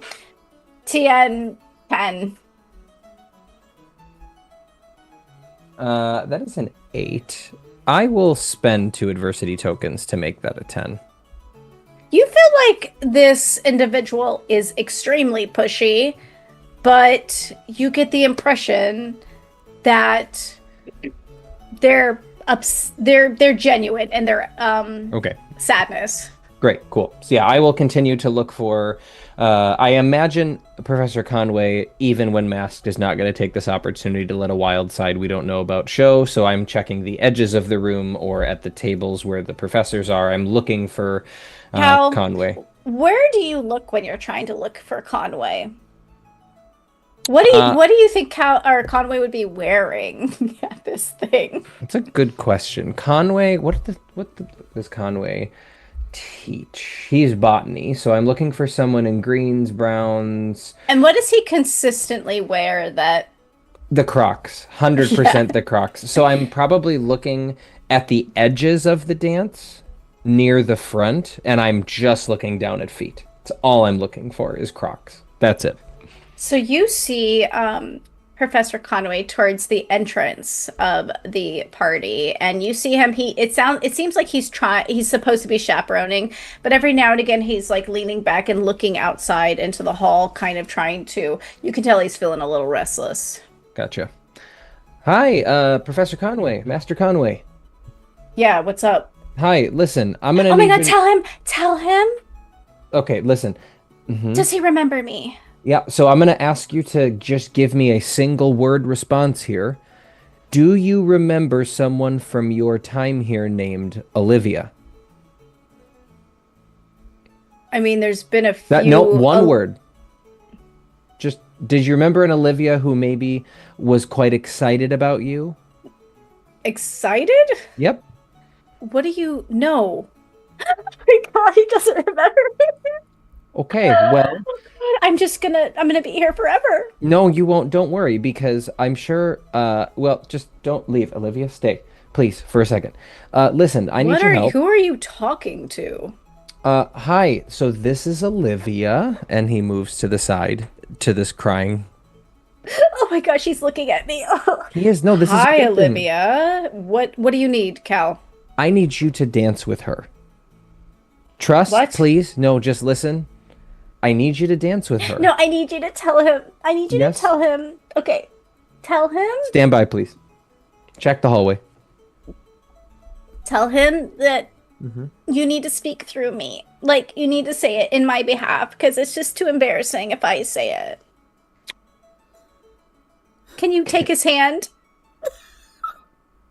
Take his hand! Oh my god, okay. Take his hand! Conway, just stick with me here, please. Oh, what? Okay. He's getting slowly more and more irritated. He is going to grab Conway. I think he'll go to like grab. Cal doesn't know what's going on anywhere else. He's going to grab Conway's hand. Okay, thanks. He's like, what are you doing? He's like looking around. I have something to tell you. Lead him to the dance floor. Okay, I just lead him to the dance floor. Oh my god, does it seem like he can hear her? No. Not at all. Okay, so this is apparently okay. I'm piecing this together. I go, I need your help here.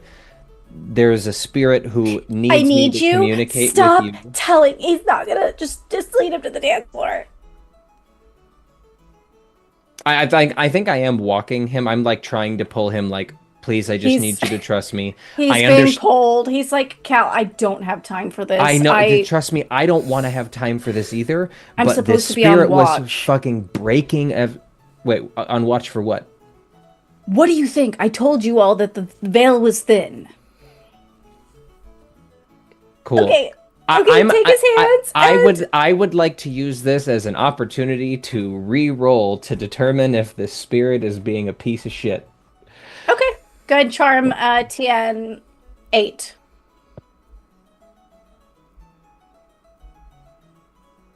$31. Okay. You know this spirit is being honest. This is an actual spirit that is telling you the truth. Okay. Cal is just going to keep doing what he's doing. Then listen, I just need you to please. I know this is weird, but I got us. You are correct. The veil is thin tonight. This will be fast, and it's going to be easier for both of us if we just Take get his this hands. over with. Yep, I got. Okay, I'm going to need this other one, Conway. Please, just. Oh my! I understand this is I'm bad gonna for fucking both get of us. fired because of you again. If he's gonna keep coming with me, I'm gonna keep trying to pull him. I guess I will try to keep No, an no, no, eye. no, no, no! I got it! I got it! I got an idea. Wrap your arms around his neck, like Okay. I would. Olivia, And she's please. you can feel her cold hands, her arms like holding onto yours, like she's doing it. Okay, you gotta. This is a spirit who is. Please, this is not me. Yeah, I'm I sure just that's need- exactly no, what's this, happening here, Her Cal. name is Olivia. She was a first year. She has a needs- name. Okay. She needs to tell you something, apparently, and it needs to be like this, or she's gonna break more shit at this party, and Zola's gonna be pissed. Okay, I'm going to get fired if I don't do this. Let's do this quickly because right now we're standing in the middle of the dance floor and I'm Yep, going this to is get apparently fired. where we need to be. Here we go. And Okay, okay, okay. So I'm not really good at dancing, but I'm gonna try. And she sways with you, and Conway very like he's just standing there. He's very embarrassed, and she goes, "Lean in."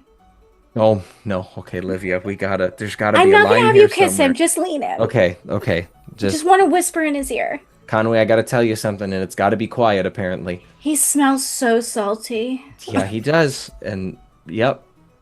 What do you need me to say, Olivia? Now or never. I need you to say, Uh-huh. I've thought about you every night since I've died. No, no, no, don't say that, don't say that. Say, I've thought about you every night since I've lived. Conway, I'm gonna say this in a voice that's not mine, so you don't misunderstand this Stop from me. prefacing everything. I'm sorry. You're ruining it. You're ruining it. Conway, I've thought about you every day since I've lived. Your eyes are like a storm gray on a morning. Your eyes are like a storm gray on a morning. That's kind of true. I wish just for a moment you would have looked at me the same way I look at you. I wish for a moment you would have looked at me the same way I looked at you. You're still in my dreams. You're still And in my dreams. I never got to see it, but I'm pretty sure you have a 12-pack. I never got to see it, but I'm pretty sure you have a 12-pack. I love you. I love you. I will always love you I will always love you. until the day I actually die. Until the day I actually die. Thank you. And you feel the weight lift off your back, and you just hear Fjord, what the fuck? Behind Conway as Dylan comes up. And Cal lets go and goes, oh my god, that was unpleasant. Dylan, did you know an Olivia? Because that was wild. And Conway pushes you back. Yes, please, I deserved that, and I get that now. You know, everything we just did was very against code of conduct. 100%. Listen, Where is it's- your coven? That, I don't know if you want to know the answer to that, but mostly somewhere probably not here, if I'm being honest now. Hey, stuff's bad tonight. Stuff's really not great tonight. You should go back to your post before we get fired. Yeah, that certainly didn't help. He's gonna go back towards the door. Cal, where would you like to go from there? Is there any further ruckuses around that I can hear? Other than Or the see. games happening, no. Would you like to Is there, join in on a loud game? Explosion Nope. of demonic activity happening from the hallway where I just broke the seal, or like I don't know, black smoke come billowing through the doorway Oh. or anything like that. Yes, there's two doors that you hear, Cal, as you maybe head out. Yeah, I think One Cal- on your left-hand side and one on your right. Everyone's floating. Cal's going up to get a bird's eye view down on the party. You look down on the party and everything's, I mean, they're Everything's playing chill. games. Okay. Yeah. Everything's chill. He's just watching. And you said now there's two doors. And am I hearing something or watching something happen? If you leave the party, you will hear that. Do you leave the party? I don't see any of my coven mates anywhere at the moment. No. And I probably watched at least one pair of them leave. Man, I don't. I feel like Cal. I mean, shit has already happened, and I feel like Cal feels like he needs to be watching what's going on at the party. He's worried something might happen, so he's, I think, staying bird's eye Okay. and watching to see if anything. He's waiting to react to something.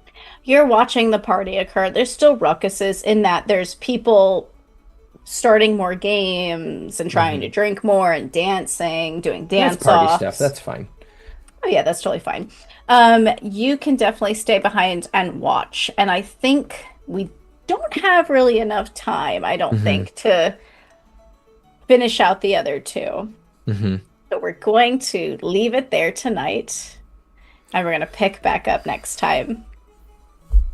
Wow. Oh God. Annie, what the fuck?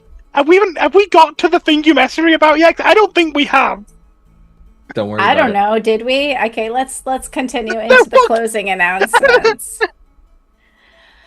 Okay. Nolan's never gonna respect me. We're never gonna mend our relationship because I just said, "Bitch, I don't like you," and then broke the rule. I love that. I honestly think it's so funny. I know, it's funny I'm not too, gonna lie, isn't it? I just There love is imagine, no like- way that could have gone better. Like that is the perfect Eros Like, up knock, on knock, knock. Hello. Eros up on his high horse this entire time. I'm sorry, we can do closing After- announcements. This is After just saying to Miura, people like you, they don't like me. Hey, you suck! I just love Arrow always gets such a good brains check. The one time you don't is just solid. I love it. You're Arrow's- waving your notes around when you I walk know. in. I just imagine just this crazed looking in their eye, like Well, they Arrow's mad. That's fair. Like, maddening madness. and you just went through a bunch of bullshit that just happened. So I'm sure, you know. Okay. Anyway, closing announcements. Thank you, Ted. I think I'm just gonna have to get into a fist fight with Zola. Anyway, do the closing announcement. Thank you to all followers and subscribers. And thank you to the raid that happened. I don't know who that was. I We really had wasn't two. watching. We had We two. had two Or raids. three. Oh wow. We had a raid from ADH Adventures, Rollers Joint, and we had a follow from Frosty Wingsy. That's 18 very minutes cute. ago. Frosty Wingsy. Thank you, Frosty Wingsy, and everybody who raided tonight. We appreciate you. All right, this was a fun night. So if you want to watch other fun games, we do have a YouTube channel that has all of the episodes up. Well, most of them. I think I have to update a few. But go ahead and watch that. There's a playlist on there, as well as, let's see. Yeah, we have a Discord. Go ahead and check it out. Sometimes we post art, we chat on there. Come hang out with us. Is there anything happening for Majestic Goose coming up? We just wrapped Storytime with Silas, so go ahead and check out those if you haven't already. And this week on Wednesday, we have Crits and Knits. We are doing a Just the Knit session on Wednesday at 8 p.m. Eastern. Awesome. Thank you, thank you. And we will see you next time, next week, same place, same time. And some members of our coven are going to be doing their best. I'll put it that. Actually, I think I'm gonna be sick next week. I'm Mm. pretty No. sure. Diana, if you are ill, I'm coming to America to slap you. And have a great night. Bye. Bye. Oh Let me my. find us someone to raid here. Yeah, we are. What the So, how did everyone do in their interviews? bad? I answered absolutely no questions, and I read them 2 pages of notes, and then I said Zola Thorne is responsible for everything that has gone wrong at this school. That's all very complicated. I threatened one of them, and I left by sticking middle finger up at Samuel. Oh, they're up. One sec.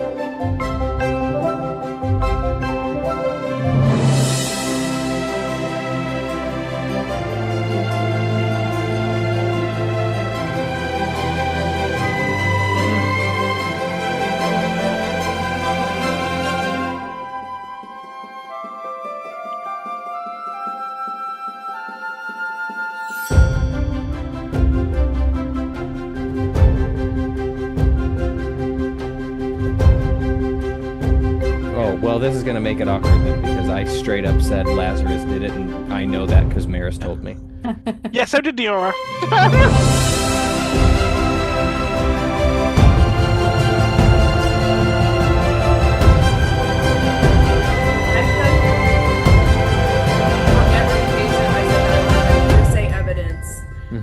And that I was not a direct eyewitness, so I shouldn't count as testimony in any sort of court of law. So I said essentially nothing.